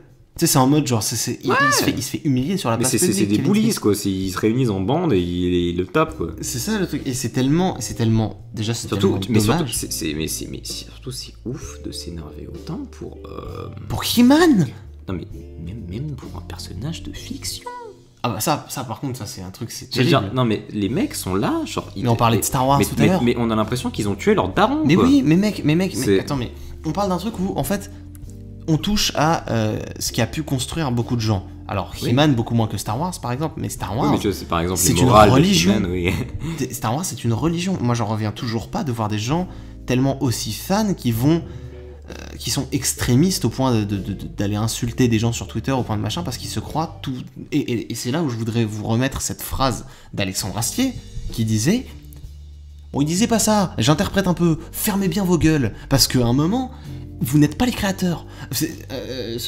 Alexandre Astier disait par rapport à Kaamelott justement que lui, il créait parce que il a l'idée, parce qu'il sait où il veut emmener ses personnages, parce qu'il trouve ça intéressant, parce qu'il voit un truc à creuser dans sa vision du projet. Et sa vision du projet n'est pas la vision que tout le monde a du projet. Oui. Il y a une grande différence entre ce que le réal fait et comment toi tu l'interprètes déjà. Et en plus de ça, quand bien même tu l'interprètes justement, tu ne sais pas si le réalisateur, il voulait aller à cet endroit-là précisément. Et c'est d'ailleurs, honnêtement, franchement, mais putain de merde. C'est pour ça qu'on va voir des films, c'est pour ça qu'on regarde des séries. À un moment, si on regarde ça, c'est juste pour je sais pas, pour voir des gens bouger, c'est juste chiant, quoi. Mais c'est Ken Kojandi qui disait ça aussi, tu sais, quand il disait oui, que les gens s'étaient mis vénères dans Bref, quand le personnage commençait à devenir un connard. Ouais. Il disait, ah non, mais vous avez pas le droit de faire ça. Vous avez pas le droit de faire ça parce que vu que je m'identifie à lui, quand il fait des actes mauvais, c'est moi qui me sens mal. Mais tu dis, mais mec, mais c'est incroyable. Enfin, prenez un peu de recul. Mais ça, c'est fiction. Ça c'est une déformation de beaucoup de gens. Mais c'est un truc, je le remarque beaucoup, moi, dans le cinéma d'horreur, ça, c'est, tu sais, ces fameux trucs de, ah non, il est con, il va à droite. Mais machin, tu fais, mais en fait, on te place un personnage tel qu'il est, ce n'est pas toi. Non. Tu n'as pas à t'identifier en tant que toi. Tu peux, si tu te reconnais dedans, c'est cool. Non, mais l'identification, dans tous les cas, c'est quelque chose de très important et qui va, dans tous les cas, se faire avec beaucoup de gens. Enfin, même tout le temps, enfin, même tout le monde, en fait. Tu vois. Parce que c'est un truc dans le cerveau qui fait qu'en effet, tu vas vouloir t'identifier sans même le savoir, sans même être volontairement... En fait, ça va le faire. Tu vas t'identifier, tu vas te reconnaître en des personnages, en des trucs. Peut-être pas complètement, mais en tout cas un peu. Mais c'est pas pour autant que si tu t'identifies pas à un personnage, tu peux l'aimer quand même. Tu vois, moi je m'identifie pas à Sherlock Holmes, pourtant j'adore ce personnage. Je m'identifie pas à Mickey et Mallory Knox, pourtant voilà. Mais en fait, c'est que identifier, ça a beaucoup de sens en fait. Il y a identifier au point de carrément se voir en lui. Mais là, c'est très dangereux parce que beaucoup de gens se voient littéralement. Je trouve que c'est aller trop loin, ça. Mais voilà, parce que pour moi, en fait, l'identification. C'est propre à l'humain, ça. Hein. Oui, c'est propre à l'humain, mais en fait, l'identification passe aussi par le fait de juste comprendre le personnage et donc de ressentir ses émotions et donc de l'aimer ou le détester, en fait. Oui, bien sûr. Tu vois, par exemple, en soi, n'importe quel personnage, en fait, tu t'identifies, je pense, à n'importe quel personnage, en fait. Pas au point, comme je te disais, de se dire... Mais s'identifier, c'est le comprendre, en fait. Oui, s'identifier, c'est le comprendre, en fait, pour moi. Et c'est la base même d'un personnage, en fait. Un personnage intéressant. C'est un personnage intéressant. Ouais. Un personnage qui est plat, tu t'identifieras pas à lui. Parce qu'en fait, tu ne vois qu'un nom sur un papier, sur un scénario, en fait. Il y a rien. Il devient pas humain. Il y a rien. Et même des films que j'aime pas trop, il y aura toujours un moment où je vais m'identifier au personnage parce que le truc est assez bien fait pour que je m'identifie un peu, que je le comprenne, tu vois, du moins. Et ben là, il y a des fois où ça part trop loin, quoi. Il y a des fois où je te dis, t'as l'impression que t'as buté le daron, quoi. Puis honnêtement, on parle d'identification, qui s'identifie à He-Man, tu sais, qui se dit, oui, moi aussi, ouais, mais c'est les gars, identifie-toi à Superman, je veux bien comprendre, parce qu'il y a toute une morale qui est derrière. He-Man, sa seule morale, c'est sois gentil, pas méchant. Les gars. Bah encore. C'est le truc, et tout le monde peut s'identifier à ça, les gars. Oui, mais pourquoi pas encore?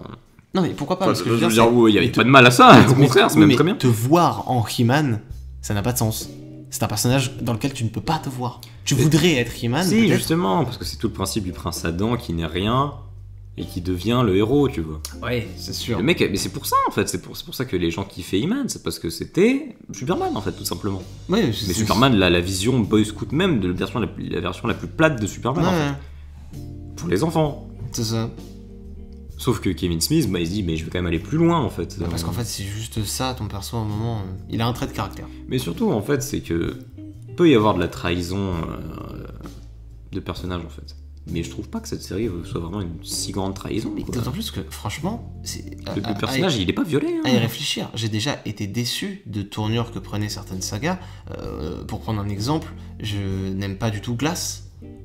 Et pour autant, je ne dirais jamais que c'est pas ça qu'il faut. Je dis juste que peut-être que s'il l'avait fait autrement, ça m'aurait plu plus que ça. Mais c'est la vision de Shyamalan Allen. C'est Shyamalan Allen qui a voulu faire son délire. Voilà. Écoute, il a fait son truc là. Moi, j'aime pas. Ça, voilà. Malgré le fait que je sois ultra fan de Split et surtout de Incassable.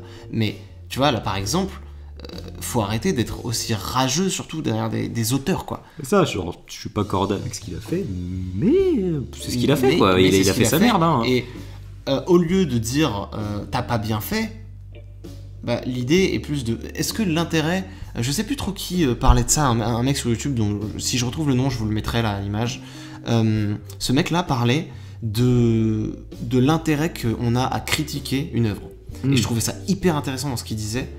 Tu sais, c'était le mec qui parlait de Spider-Man 2, là, beaucoup, là, genre c'était son film préféré, je crois. Oui, peut-être. Je retrouverai son nom. En fait, ce mec disait que tout l'intérêt de critiquer un film. Le troppeur. Le troppeur, c'est bien ça, voilà, c'est ça. Il disait que tout l'intérêt de critiquer un film n'est pas dans le. Juste d'en dire c'est pas bien. Tout l'intérêt de critiquer un film est d'une part de dire alors, est-ce que fait de telle ou telle manière ça aurait été mieux? Donc d'explorer ça, un peu comme faire des maths en fait en soi, faire des équations et aller checker des trucs. Et si ces trucs-là ne sont pas bien, de voir alors pourquoi ça fonctionne pas dans ce film. Et quel petit truc il aurait pu être décalé pour que soit ça te plaise toi en tant que spectateur, soit ce soit mieux d'un point de vue narratif. La réponse à ça pour He-Man des quarantenaires, c'est bon, faut aller refaire He-Man. Ouais, mais dans ce cas... il faut aller pas le toucher. Ouais, mais dans ce cas, il ne faut pas te faire de série. Dans ce cas, la réponse qu'il a, c'est je n'aime pas la série parce que j'aime pas le principe. Non, mais dans ce cas, regarde He-Man et me fais pas chier. Ouais, puis regarde pas cette série-là. C'est ça. Si t'as pas envie de la voir, la série, ben de la mate pas. Par contre, c'est que... En fait, c'est que les gens, le fait d'avoir une pub mensongère, je comprends la haine des gens. C'est comme les mecs. Je me souviens des pubs de Drive qui vendaient ça comme un truc de, comme un nouveau Fast and Furious, et qu'on tous étaient déçus. Dans ce cas-là, en effet, gueule sur la pub, gueule sur ça, mais dis pas Kevin Smith a détruit mon enfance. Et puis réfléchis 3 secondes et dis-toi que le principe même de la série, il est de te surprendre, et que si on t'avait tout balancé dans la boîte d'annonce, il y aurait plus rien eu. Oui, c'est ça. Tu voulais qu'on te vende quoi dans la bande-annonce? C'est ça, c'est tout con, tu vois. On pouvait pas aller plus loin que dans le premier épisode. Ouais. Et encore, ils ont quand même montré des extraits d'Orko et tout qui balancent des pouvoirs, tu vois. Enfin, c'est... Oui. Ils sont pas dans le premier épisode. Oui, il y en a très peu qui sont pas dans le premier épisode. Mais voilà, mais en fait, c'est très compliqué de faire un pitch. Sur la partie 2, je pense qu'ils vont être beaucoup moins mensongers. Alors là, par contre, où je serais d'accord avec eux, c'est que si je n'avais pas vu cette bande-annonce, je pense que toute la hype qui est montée en moi, le fait de... tu sais, toutes les actions que fait He-Man dans ce passage-là, dans le premier épisode, du coup, elles paraissent moindres quand t'as vu les bandes annonces. Ouais, parce que tu dis, parce que t'as déjà vu. Parce que je fais, du coup, c'est ça. En plus, tu fais, oula, attends, mais ils ont tout mis dans l'épisode. C'est ça. Du coup, en fait, c'est dommage parce qu'en fait, ton appréciation de la série, elle est décalée.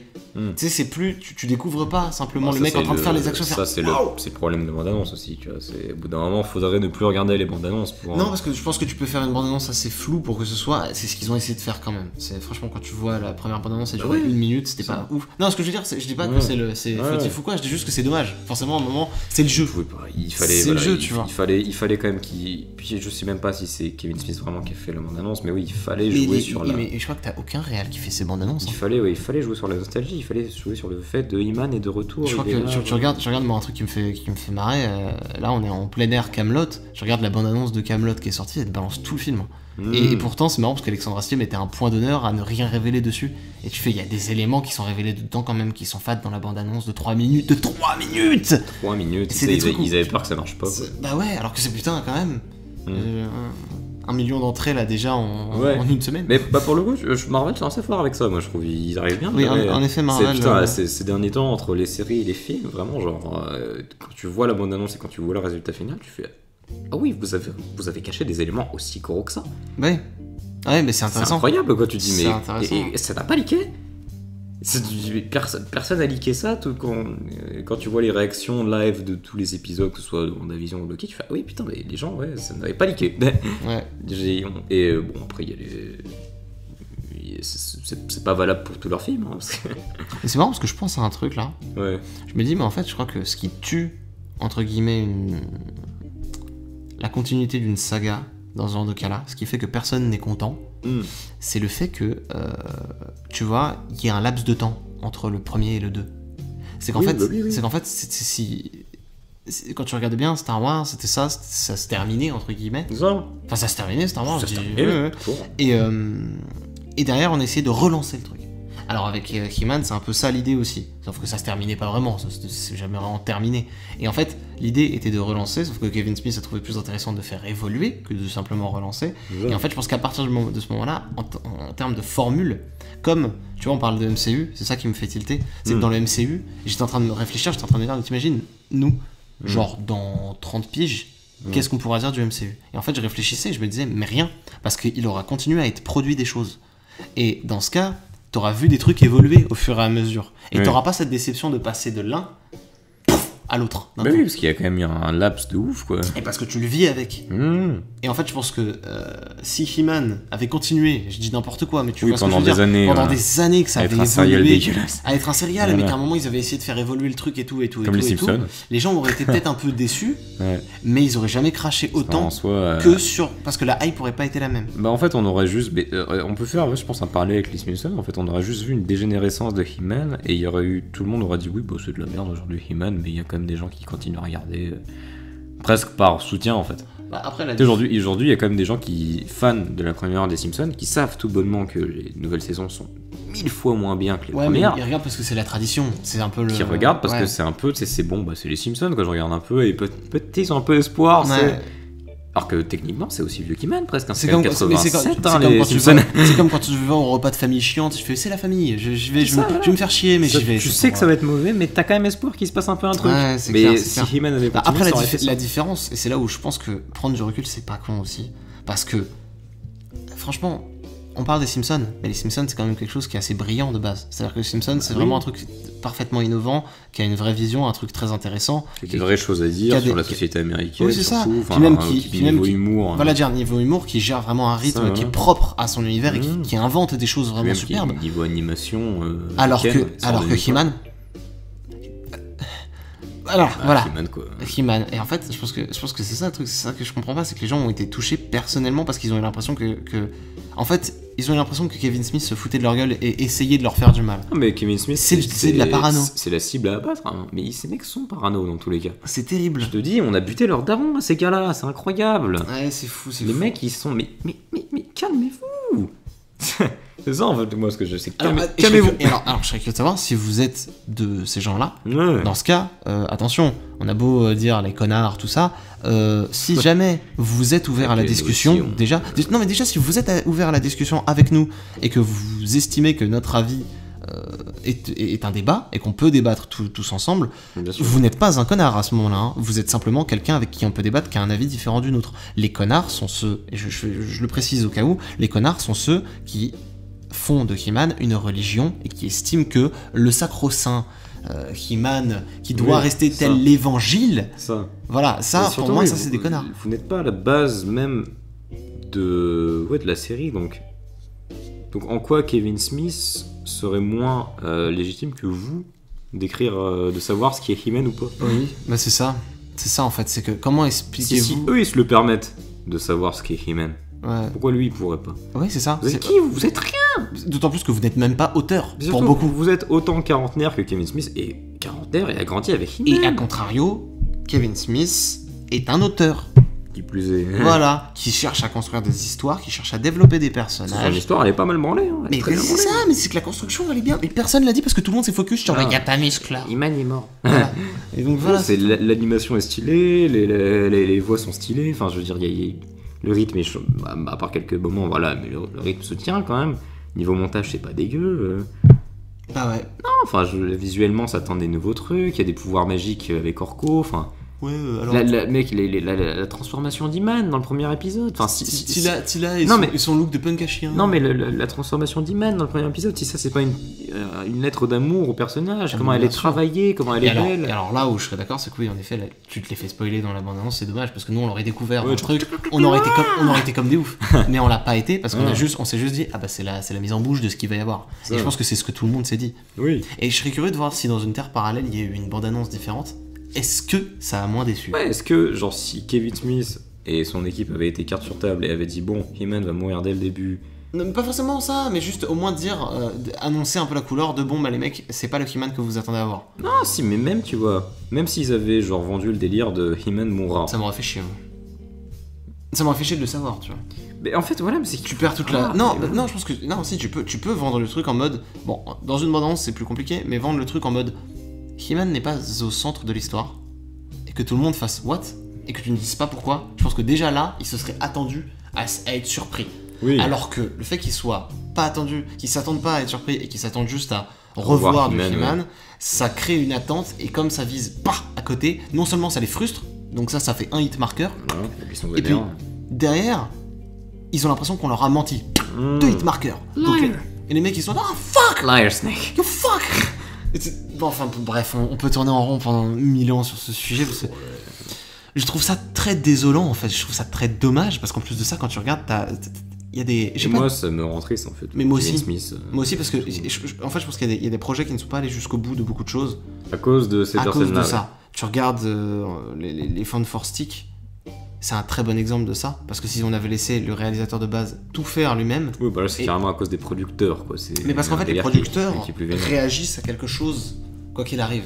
Tu regardes... Bah, alors, attention. C'est bien tout le problème de Warner, en fait. Oui, et puis en fait c'est le problème des mecs qui se fient à la critique aujourd'hui. Alors Fantastic c'est la Fox, mais Warner, voilà, c'est un autre délire, c'est que... Ils reprennent le même schéma. Les mecs sont assis sur une mine d'or.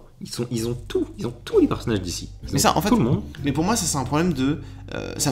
Mais Batman, ça vend, bah on fait que du Batman. Je préfère voir de la merde sincère que une espèce de merde camouflée par un truc en mode regarde, t'aimes bien ça, t'aimes bien le rose, de Big Mac là. T'aimes bien le rose, bah je t'ai peint la merde en rose, voilà. Tiens. Mais ça pue toujours en fait. Ouais, c'est ça. Et surtout, non seulement ça pue, mais j'ai juste l'impression que t'essayes de me vendre ta merde camouflée. Ce que t'essayes de faire. Donc c'est ça en plus. Donc c'est ça. Et en fait, surtout, c'est vachement triste parce que. Sois honnête avec moi.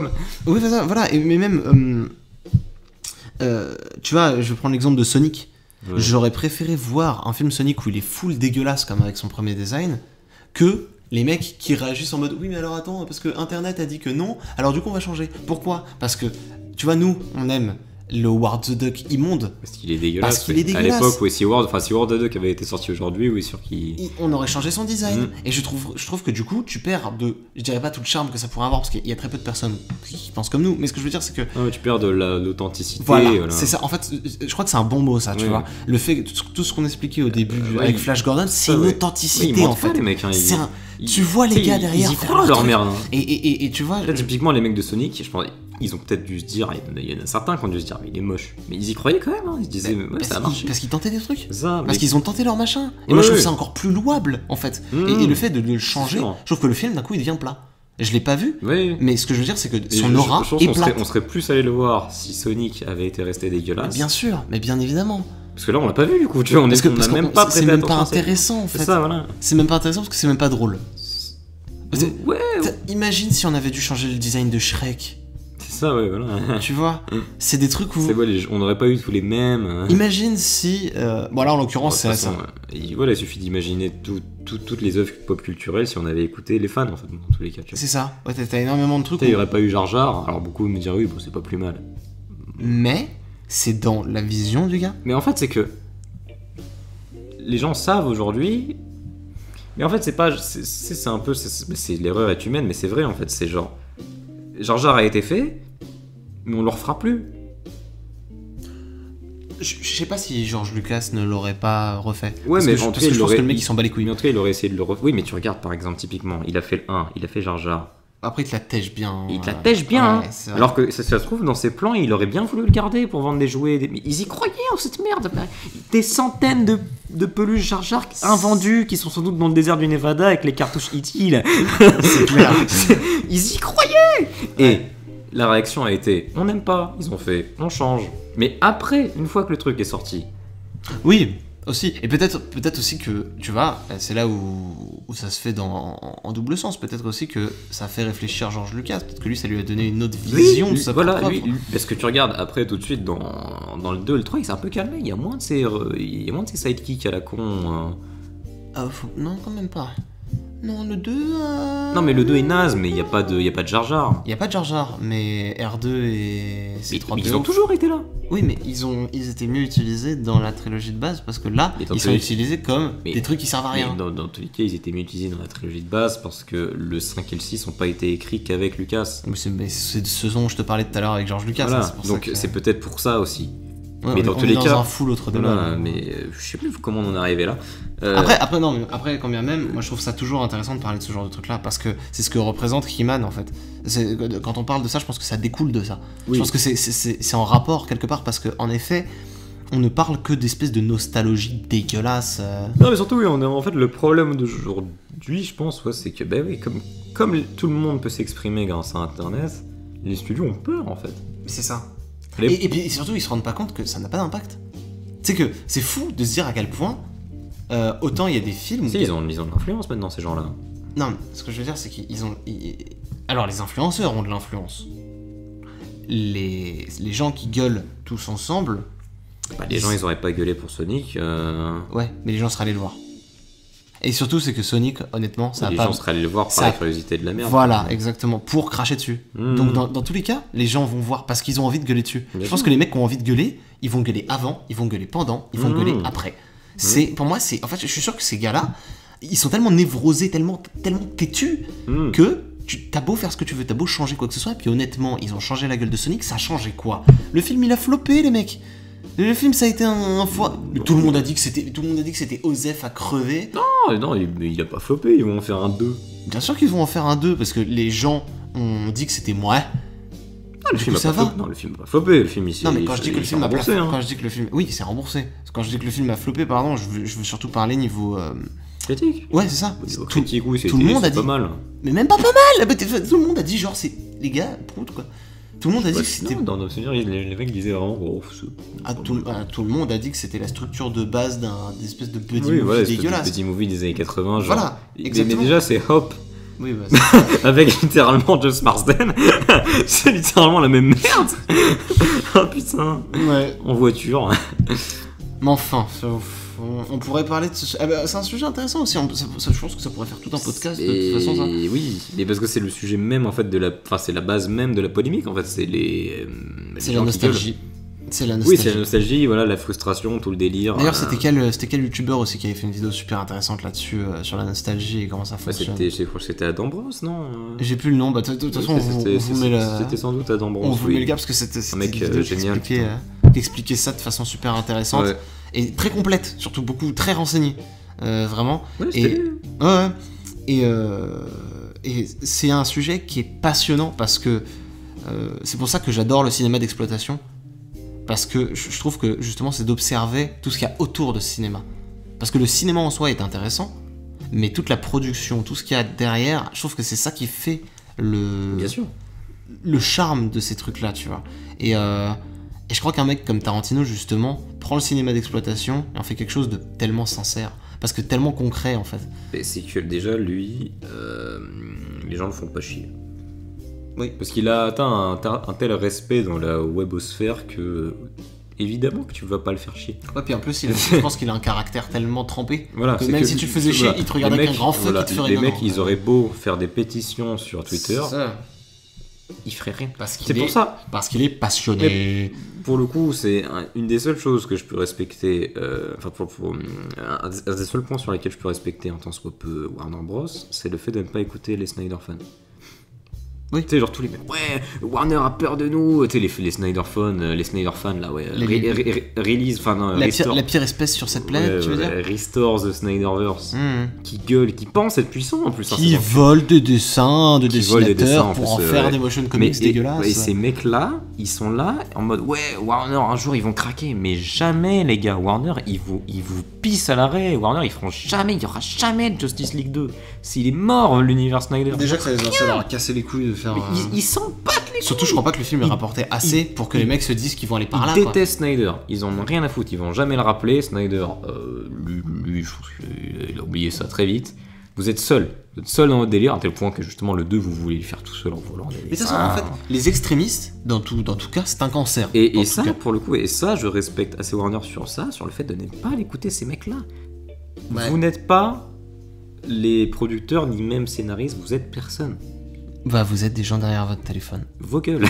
Comme nous, hein. Attention. Non, mais moi, je gueule pas. C'est ça, voilà, c'est ça. Moi, jamais je vais. Moi, j'attends juste. Attention, parce que nous, on dit ça, on s'estime pas au-dessus. C'est ça. Nous, on dit ça parce que ça nous fait chier d'entendre des gamins gueuler partout dans tous les sens. C'est ça, c'est que moi, j'ai envie de les choper, tu sais, par le, je sais pas, par la cheville, là. C'est ça, voilà, tel un mi, mais même pas en fait. En fait, j'ai envie de les choper comme un pote dans la foule, de dire mec, c'est bon, t'étais là, t'es avec moi là, arrête de te croire là-haut sur scène. Ouais. T'es là, hein, t'es dans la foule, hein, t'étais comme moi là, hein, t'étais perdu. Mais c'est des trucs où comment dire, c'est quelque chose qu'on voit beaucoup avec le cinéma et c'est ça qui est fou. C'est à quel point les gens pensent être. En fait, ils ont tellement de proximité avec ce milieu qu'ils pensent le connaître et savoir tous les rouages du milieu. Comme avec YouTube, comme avec plein de trucs en fait. Et je pense que le fait que justement ils aient de plus en plus de proximité avec les réseaux sociaux, avec les images qu'ils liquent, avec Internet, les gens pensent de plus en plus connaître parce qu'ils ont de plus en plus d'infos. Et plus ils ont d'infos, plus ils se disent mais du coup je sais. Et ils n'ont pas toutes les galères de production, ils n'ont pas tout le rapport humain qu'il y a derrière, tout ça, ils n'ont pas toute l'histoire. Parce que le film, la plupart du temps, déjà, n'est même pas sorti. Mais déjà, de toute façon, l'histoire de la création d'un film, c'est un tel bordel. Enfin, par exemple, l'affaire Snyder Cut, ça a quand même mis des années pour qu'on puisse tracer à peu près une timeline, ouais. Une timeline de tout ce qui s'est passé dans le bordel, quoi. C'est incroyable. Mais surtout la production de ce film. Arrêtez d'essayer de tracer l'histoire alors qu'elle est pas faite encore. Tu sais, les mecs sont là en train de faire ouais, mais attends, mais t'as conscience. Tu sais, moi, souvent quand on me balance des images de ah ouais, tu sais que potentiellement en fait dans le film de The Batman, de Matt Reeves, il y aurait ça et de machin. J'ai tendance à me dire, j'ai vu la bande annonce, je m'en fous du reste. Moi, j'ai vu ce que le mec avait brut balancé. À savoir des images, un rythme, tout ce qui a été construit, je verrai le film. Je me ferai mon avis. Et quand bien même les galères de prod et tout, c'est après ça. Le problème, il est une fois que j'ai vu le film. L'exemple que je chope souvent, c'est Alien 3. Tu vois, Alien 3, on a... Alors excusez-nous, on est parti dans un autre truc, mais je trouve ça quand même intéressant à creuser. Alien 3, ça a été une misère de production, personne ne l'a su avant que le film sorte. Les gens ont fait, oula, il est bizarre le film. Les gens ont fait, quelle merdasse. Et des années après... Et on a su que Fincher, il avait failli arrêter le cinéma parce que misère, parce que machin, parce que c'était une galère complète. Et je pense qu'en fait, le fait de trop en donner sur... Dans tous les cas, ça rajoute encore plus de stress parce que dès que les gens entendent que ça va mal, ils font « ça va mal ». Ouais. Donc les gens sont pas bien, c'est un cercle vicieux. Ils sont frileux par rapport au film, et donc le film... typiquement, Fantastic, déjà, le projet partait mal parce qu'il y a eu toute la polémique, Michael B. Jordan et tout ça. En plus... Après, on a entendu des dires disant que le tournage se passait pas ouf, qu'il y avait des trucs chelous. Donc ça mettait encore plus de pression, je pense, sur le réal, sur la Fox, qui devait encore plus faire chier Josh Trank et toutes ces conneries. Et le mec a fini juste par se barrer. Ouais, c'est une descente en enfer. Voilà. Donc ça aurait peut-être été une merde, je pense, sans Internet aussi, mais... Je pense pas. Je pense que ça... Non, si, parce que je pense que la Fox aurait toujours fait chier ce mec-là. Mais bien sûr, en fait, je te parle pas du principe que la Fox est dedans. Je te parle d'une espèce d'utopie où le mec il a fait son film tel qu'il le voyait. Ah, oui. Et donc, dans ce cas, je pense qu'on aurait eu au moins quelque chose de. Tu sais, où tu regardes le film, tu fais je vois. C'est déjà en plus, c'est déjà ça. Mais parce que t'as une partie qui est comme ça. Mais c'est là où je trouve que Marvel Disney gère très bien leur com. C'est que pour le coup, on n'entend pas beaucoup de. Ah, puis ils ont l'air de se. Il y a rien qui leak à chaque fois. Puis ils ont l'air de se rendre un peu plus chill. Ah, mais ils sont assez chill. Mais déjà, ils les mecs sont assez carrés, quand tu vois ce que fait Taika, ce que fait James Gunn, tu vois des mecs qui ont une identité forte. La dernière vraie polémique qu'il y avait eu, c'était l'affaire James Gunn, où genre ils l'ont viré du jour au lendemain. Ouais, mais ça c'est presque en dehors des films. En dehors carrément des films. C'est juste par rapport à leur image de communication. Le seul impact sur les films que ça a eu, c'est les Gardiens 3 sont repoussés. Ouais. Et on a eu Suicide Squad 2 de James Gunn. 2. On l'aurait pas eu du coup s'il avait pas été viré. Mais... Ouais, en effet. Mais c'est tout, sinon chez eux il n'y a rien, il y a vite fait des vieux bruits de couloir, mais après sinon les bandes annonces tu vois rien. Mais alors attends, c'est marrant parce que pour revenir à He-Man, parce que oui c'est de ça qu'on parle à la base, oui. Chose marrante, une fois qu'on a tracé tout ça, c'est de se rendre compte que tu vois ce que je te disais tout à l'heure par rapport à tu sais peut-être dans la Terre parallèle, je me dis qu'en fait dans la Terre parallèle où les mecs ont donné un peu plus d'infos, en fait c'est pas du tout ça qui s'est passé. C'est pas parce que tout à l'heure j'avais l'impression, je disais qu'en gros peut-être qu'ils auraient plus, la pilule serait passée un peu mieux, mais en fait pas du tout. On est en train de dire tout ça, mais dans cette Terre parallèle ils auraient tous gueulé avant que le truc sorte, sans même le voir. Oui. Et en fait c'est très triste de se rendre compte de ça, parce que tu te dis mais n'essayez pas de changer un projet. Alors il y en a comme, je citerai pas de nom, mais un certain monsieur Michael J qui irait dire derrière que oui mais Internet c'est quand même beau parce que tu vois on n'aurait pas eu des films comme Deadpool sans Internet. C'est vrai. Deadpool est né d'Internet. Mais on s'en fout. Je préfère vivre dans un monde où il n'y a pas de Deadpool, et s'il y a un film Deadpool, c'est une espèce de merdasse comme ils avaient prévu de faire à la base avec leur X-Men Origin Wolverine là. Origin Deadpool. Voilà. Je préfère voir ça. Je préfère voir un truc où les mecs, de voir jusqu'où va la prod tout seul. Parce que je trouve c'est ça qui fait la magie du cinéma pour moi. La magie du cinéma, c'est même quand c'est des ratés, même quand c'est pour faire du fric, tu vois. Je trouve que même ça contribue à la magie du cinéma, parce que tu observes la production de quelque chose. Mais c'est beau quand même. Enfin, je veux dire, c'est pour ça que moi j'adore tous ces films de merde, X-Men Origins Wolverine, tout ça. Enfin, moi j'adore ces films-là. Parce que c'est observer des foirades magnifiques. C'est vraiment, tu dis, mais le truc il foiré. Il prend l'eau, mais de toutes parts. Il y a rien qui va dans ce film. C'est incroyable de se dire qu'il y a rien qui va. Ouais, en fait, c'est un peu notre. Tu sais, il y en a qui sont passionnés d'histoire, nous c'est un peu ça. C'est un peu comme quand tu observes certaines guerres où tu fais, mais en fait là ils sont embourbés dans des terrains parce que machin. Et tu te dis, mais ce film-là, mais comment ça serait passé dans une génération 2020 où tout leak, où tout est sur internet, où les mecs ils peuvent gueuler tout le temps. Il aurait mis des années à se faire tel comme comment ça s'appelle. Mais il aurait été charcuté. Mais comme New Mutants. Ouais. New Mutant, ça a l'air d'être ça. Ça a l'air d'être un truc où genre en fait, il y a des projections, en fait ça chie, mais en fait les gens sur internet ils ont dit ça, mais en fait machin, mais en fait. Et encore c'est plus compliqué parce que je crois qu'internet a très peu pour le coup joué là-dedans. C'est juste la Fox qui était, je sais pas, ils avaient une idée, ils sont pas restés. Non, parce qu'internet, c'est une pichenette qui est donnée depuis très loin là-dedans. Oui. C'est-à-dire qu'en fait la Fox, quoi qu'il arrive, même si demain on coupait internet, la Fox agirait en fonction d'internet quand même, parce qu'il y a eu un impact tellement fort que les mecs ont été matrixés par ça, et c'est tellement logique. Oui, parce ont peur en fait. Parce qu'ils ils sont craintifs, ils ont peur, ils sont parano. Mais tu m'étonnes en même temps. Mais en même temps, tous leurs films marchaient pas. Je peux me mettre qu'à leur place, parce que je me dis, mais tu te rends compte que, imagine là, t'es en train de faire un dessin ou je sais pas quoi, et t'as 20 personnes derrière moi qui te regardent, et pendant que tu dessines, tu fais ce trait-là, il est. Et machin, tout le temps. T'imagines la pression de ça. Et c'est pour ça que tu vois, on parlait de He-Man, et ben je trouve cette série d'autant plus merveilleuse quand on y pense comme ça, parce que je me dis, putain de merde, on a Kevin Smith qui se ramène avec ses grosses balls, qu'on a parlé à personne ou quoi, et quand bien même les gens gueulent, il les regarde et il leur fait, les mecs, je m'en fous. C'est ça. Je voulais faire un truc, je l'ai fait, et devinez quoi ? La partie 2 elle va sortir. Voilà. La partie 2 et moi on avait un grand débat tous les deux là-dessus, et je disais, moi je maintenais que la saison 2 sortira, parce que en fait tu ne peux pas mettre de l'argent déjà dans une production comme celle-ci sans finir. Tu peux pas balancer ça sans vente. T'imagines ce que ça ferait dans le catalogue Netflix, quelque chose d'aussi creux. Ouais, c'est ça. Je pense que les mecs préfèrent aller jusqu'au bout du truc, quitte à ce que ce soit une foirade, au moins avoir un bloc, tu vois. Bien sûr. Non, mais finir leur truc. Et je pense que c'est ce qui va être fait, et honnêtement je pense que ça va être bien fait, et tu veux que je te dise ce que j'espère par rapport à ça. Des retournements de veste, ouais. Ah ouais, j'espère que ça, parce que pour moi, les mecs vont se rendre compte de ce que Kevin Smith voulait faire depuis le début, et ils vont faire oh putain mais He-Man en fait. Mais voilà, mais c'est ça, mais je suis sûr que va y en avoir. Et ce qui est très dommage en fait, je pense là-dessus, c'est le système de diffusion qu'a Netflix. Ça c'est un problème que j'ai avec Netflix de toute façon.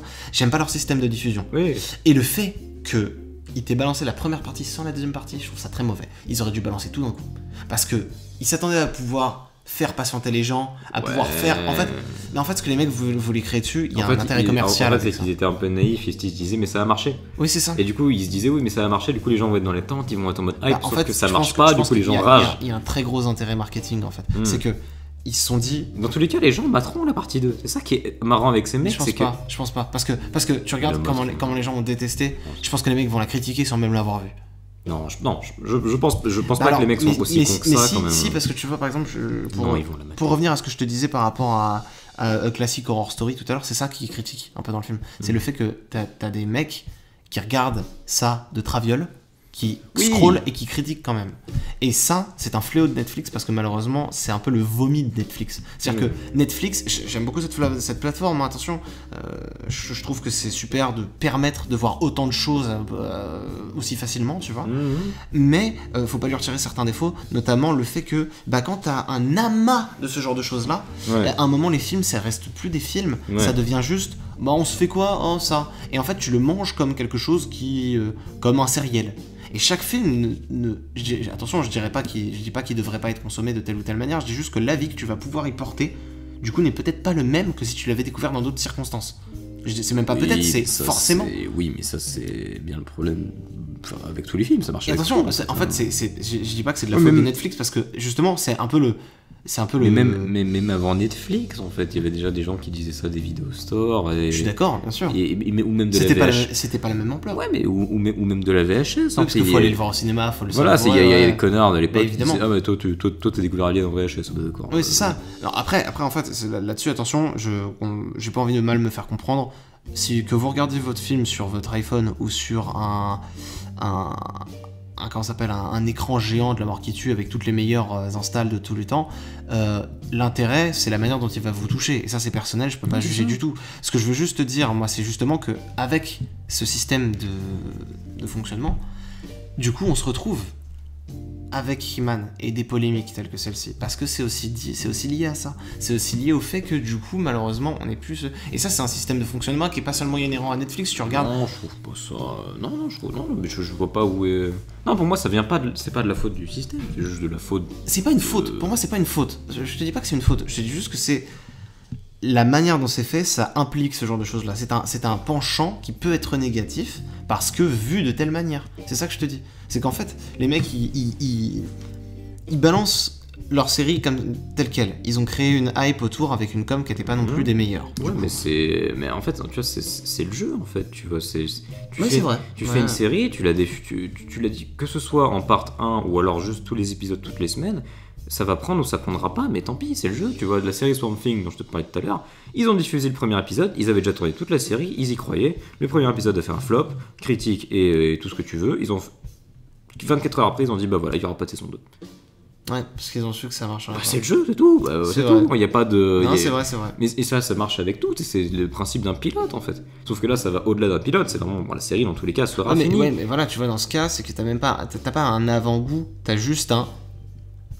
en fait, on s'arrête en plein milieu. En fait, ce qui est dommage, c'est qu'ils reprennent aussi tard. Tu sais, parce que si ils t'avaient... Ouais, mais là, c'est un autre bail, c'est qu'il faut de la production, il faut laisser du temps, il faut machin, tu vois, c'est que je pense... Ouais, mais c'est un truc, tu vois, c'est dommage parce que... ça, c'est purement personnel, hein. Mais par exemple, tu vois, on parle souvent de trailer de Batman, de The Batman, je maintiens qu'ils l'ont balancé beaucoup trop tôt, les mecs.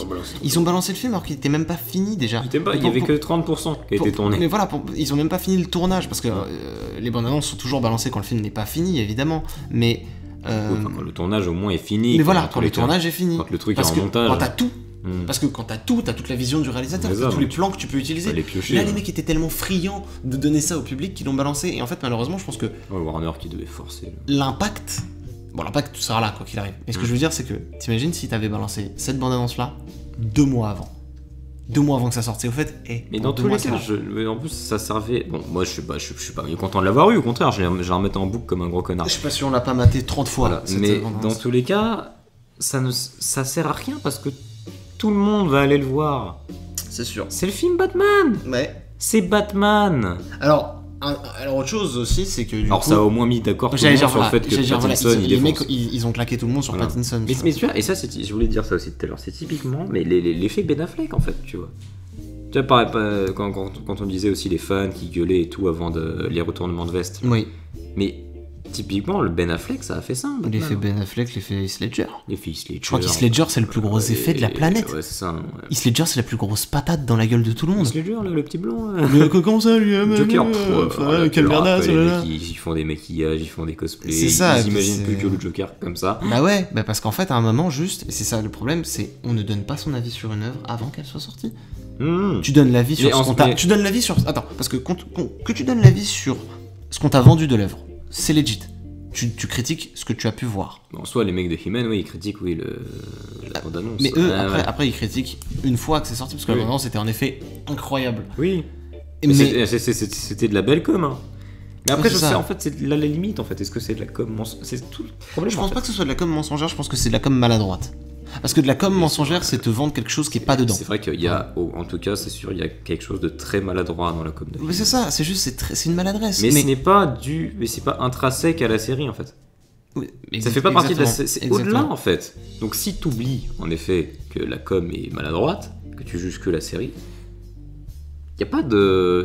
Ça peut ne pas te convenir, parce qu'en effet, c'est pas He-Man que tu voulais voir. Mais si tu juges le produit tel quel, peut-être tu vas pas gueuler que t'as pas aimé ton Big Mac.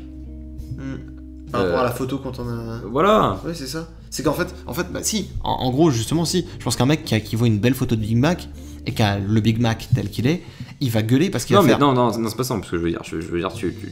Tu vas pas gueuler de pas avoir eu un double cheese alors que t'as commandé un Big Mac, quoi. Oui. Enfin, je veux dire, toi, t'as vu la série, donc t'as mangé, entre guillemets, le produit, tel qu'on te l'a présenté. Bon, même si tu savais pas ce qu'il allait avoir, mais enfin, tu l'as découvert. Le truc, c'est que, à la manière d'un Big Mac, c'est très mal fait, la bande-annonce. Oui. En prenant du recul, tu te dis, mais... Bah déjà d'une, il n'y a que le premier épisode, et le fait que tu te dises en effet... Non mais que le Big Mac te plaise pas, parce que c'est pas ton goût. Oui, mais tu vas pas dire... Oh, c'est mauvais parce que c'est pas un double cheese. Ça n'a aucun... Ah, je suis d'accord. Non, oui, là, je comprends ce que tu veux dire. Évidemment que c'est pas un double cheese. Oui. Donc, si on arrête les métaphores, Master Revelation n'est pas la première série He-Man, donc tu n'as pas à gueuler d'un truc qui n'est pas He-Man, en fait. C'est ça, ouais. C'est une autre série. Ouais. C'est pas un reboot, c'est pas un remake, c'est une autre série. Donc, dis que tu n'as pas aimé, dis que ce n'est pas ce que tu aimes voir. Mais dis pas c'est naze parce que c'est pas ça. Ça n'a même pas vocation d'être ça. Ouais. C'est tout, hein. Moi j'ai pas grand chose à dire sur ce truc. De toute façon, je crois qu'on a tout dit sur la polémique. On est parti un peu loin, excusez-nous. Le truc c'est que je pense que mais même si on parler de ce film. Je pense que même si tout est toujours lié à cette espèce d'esprit de polémique. Oui. C'est que là, de toute façon, depuis tout à l'heure, on parle de polémique parce que c'est dans l'esprit de cette espèce d'engouement qui est créé à partir de rien, à partir de quelque chose que les gens n'ont pas parce qu'ils se sentent touchés de quelque chose de déplacé. En fait, c'est très déplacé et très... Parce que c'est Internet. C'est limite mal poli. Tu vois ce que je veux dire ou pas ? C'est un peu genre c'est comme ça que t'es en vrai. Ouais, c'est comme ça. Surtout, c'est comme si t'étais invité chez quelqu'un que tu connais pas et que tu critiquais tout ce qu'il faisait chez lui. Tu sais, t'arrives là et tu connais pas le mec, hein, ça, voilà. Et tu fais juste toi tu te brosses les dents comme ça, d'accord. Bon, bah d'accord, ok. Moi j'aurais pas fait comme ça. Hein. Tu sais, tu fais mes ta mère. T'as le droit de le penser, t'as le droit de dire putain. Ouais, mais l'étaler sur tous les murs, c'est mal poli. Tu sais, le dire, pédant. C'est mal poli et surtout ça ne sert à rien. Et tu veux pour rien. C'est la morale de cette vidéo. Voilà. C'est que faire tout ça, ça ne sert à que dalle. Et je pense que là, on a ouvert plus d'un débat dans ce podcast. Oui. Mais ce sont des débats que je trouve de toute façon hyper intéressants. Et si jamais vous avez quelque chose de constructif, comme d'habitude, à dire dessus, franchement... Et même si vous n'êtes pas d'accord avec nous, justement, si vous n'êtes pas d'accord avec nous en plus, c'est encore plus intéressant parce que si vous avez un avis peut-être qu'on n'a pas pu voir, peut-être un avis qu'on n'a pas observé, peut-être qu'on est maladroit, peut-être qu'on ne connaît pas tous les tenants et aboutissants, on est toujours en recherche d'apprendre des trucs. Bien sûr. Et ce serait super intéressant d'avoir un avis là-dessus. Donc dans tous les cas, je serais hyper curieux de parler de ça avec vous.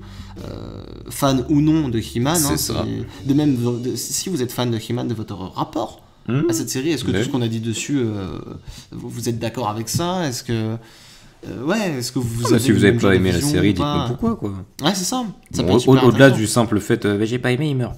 Voilà, oui. Parce que sinon, en fait, surtout, on va pas aller très loin là. On va faire. D'accord. Bah oui, ce n'est pas ce que tu attendais. Ok. Regarde la vidéo, tu verras pourquoi alors. Voilà. Enfin. Du coup, je pense que oui, on a dit à peu près tout ce qu'on avait à dire. On voulait parler de ça parce que déjà, d'une part, on est très fan de He-Man et ça nous touchait beaucoup de voir des gens très injustement en fait parler de ça et gueuler autant sur ça. Et on a été très surpris de voir à quel point ça prenait de l'ampleur sur ça. Ouais. Et en fait, ça fait un peu du bien de pouvoir en parler, de se dire que ça va au moins être placé quelque part et pouvoir être entendu par des gens. C'est sûr, ouais. Et ouais, voilà, du coup, c'est cool. Si jamais vous avez envie, bien sûr, de faire tourner le podcast, c'est toujours super cool. N'hésitez pas. Si vous voulez liker ou commenter, c'est sympa, ça nous référence, c'est toujours cool. Donc, c'est ça. Donc, nous, ça nous fait fortement plaisir. Et comme d'habitude, on peut parler avec vous, c'est fort stylé. Ouais. Voilà, je pense qu'on peut vous dire adieu. Adieu, ouais. Nous, on va se faire les mollets. Bisous.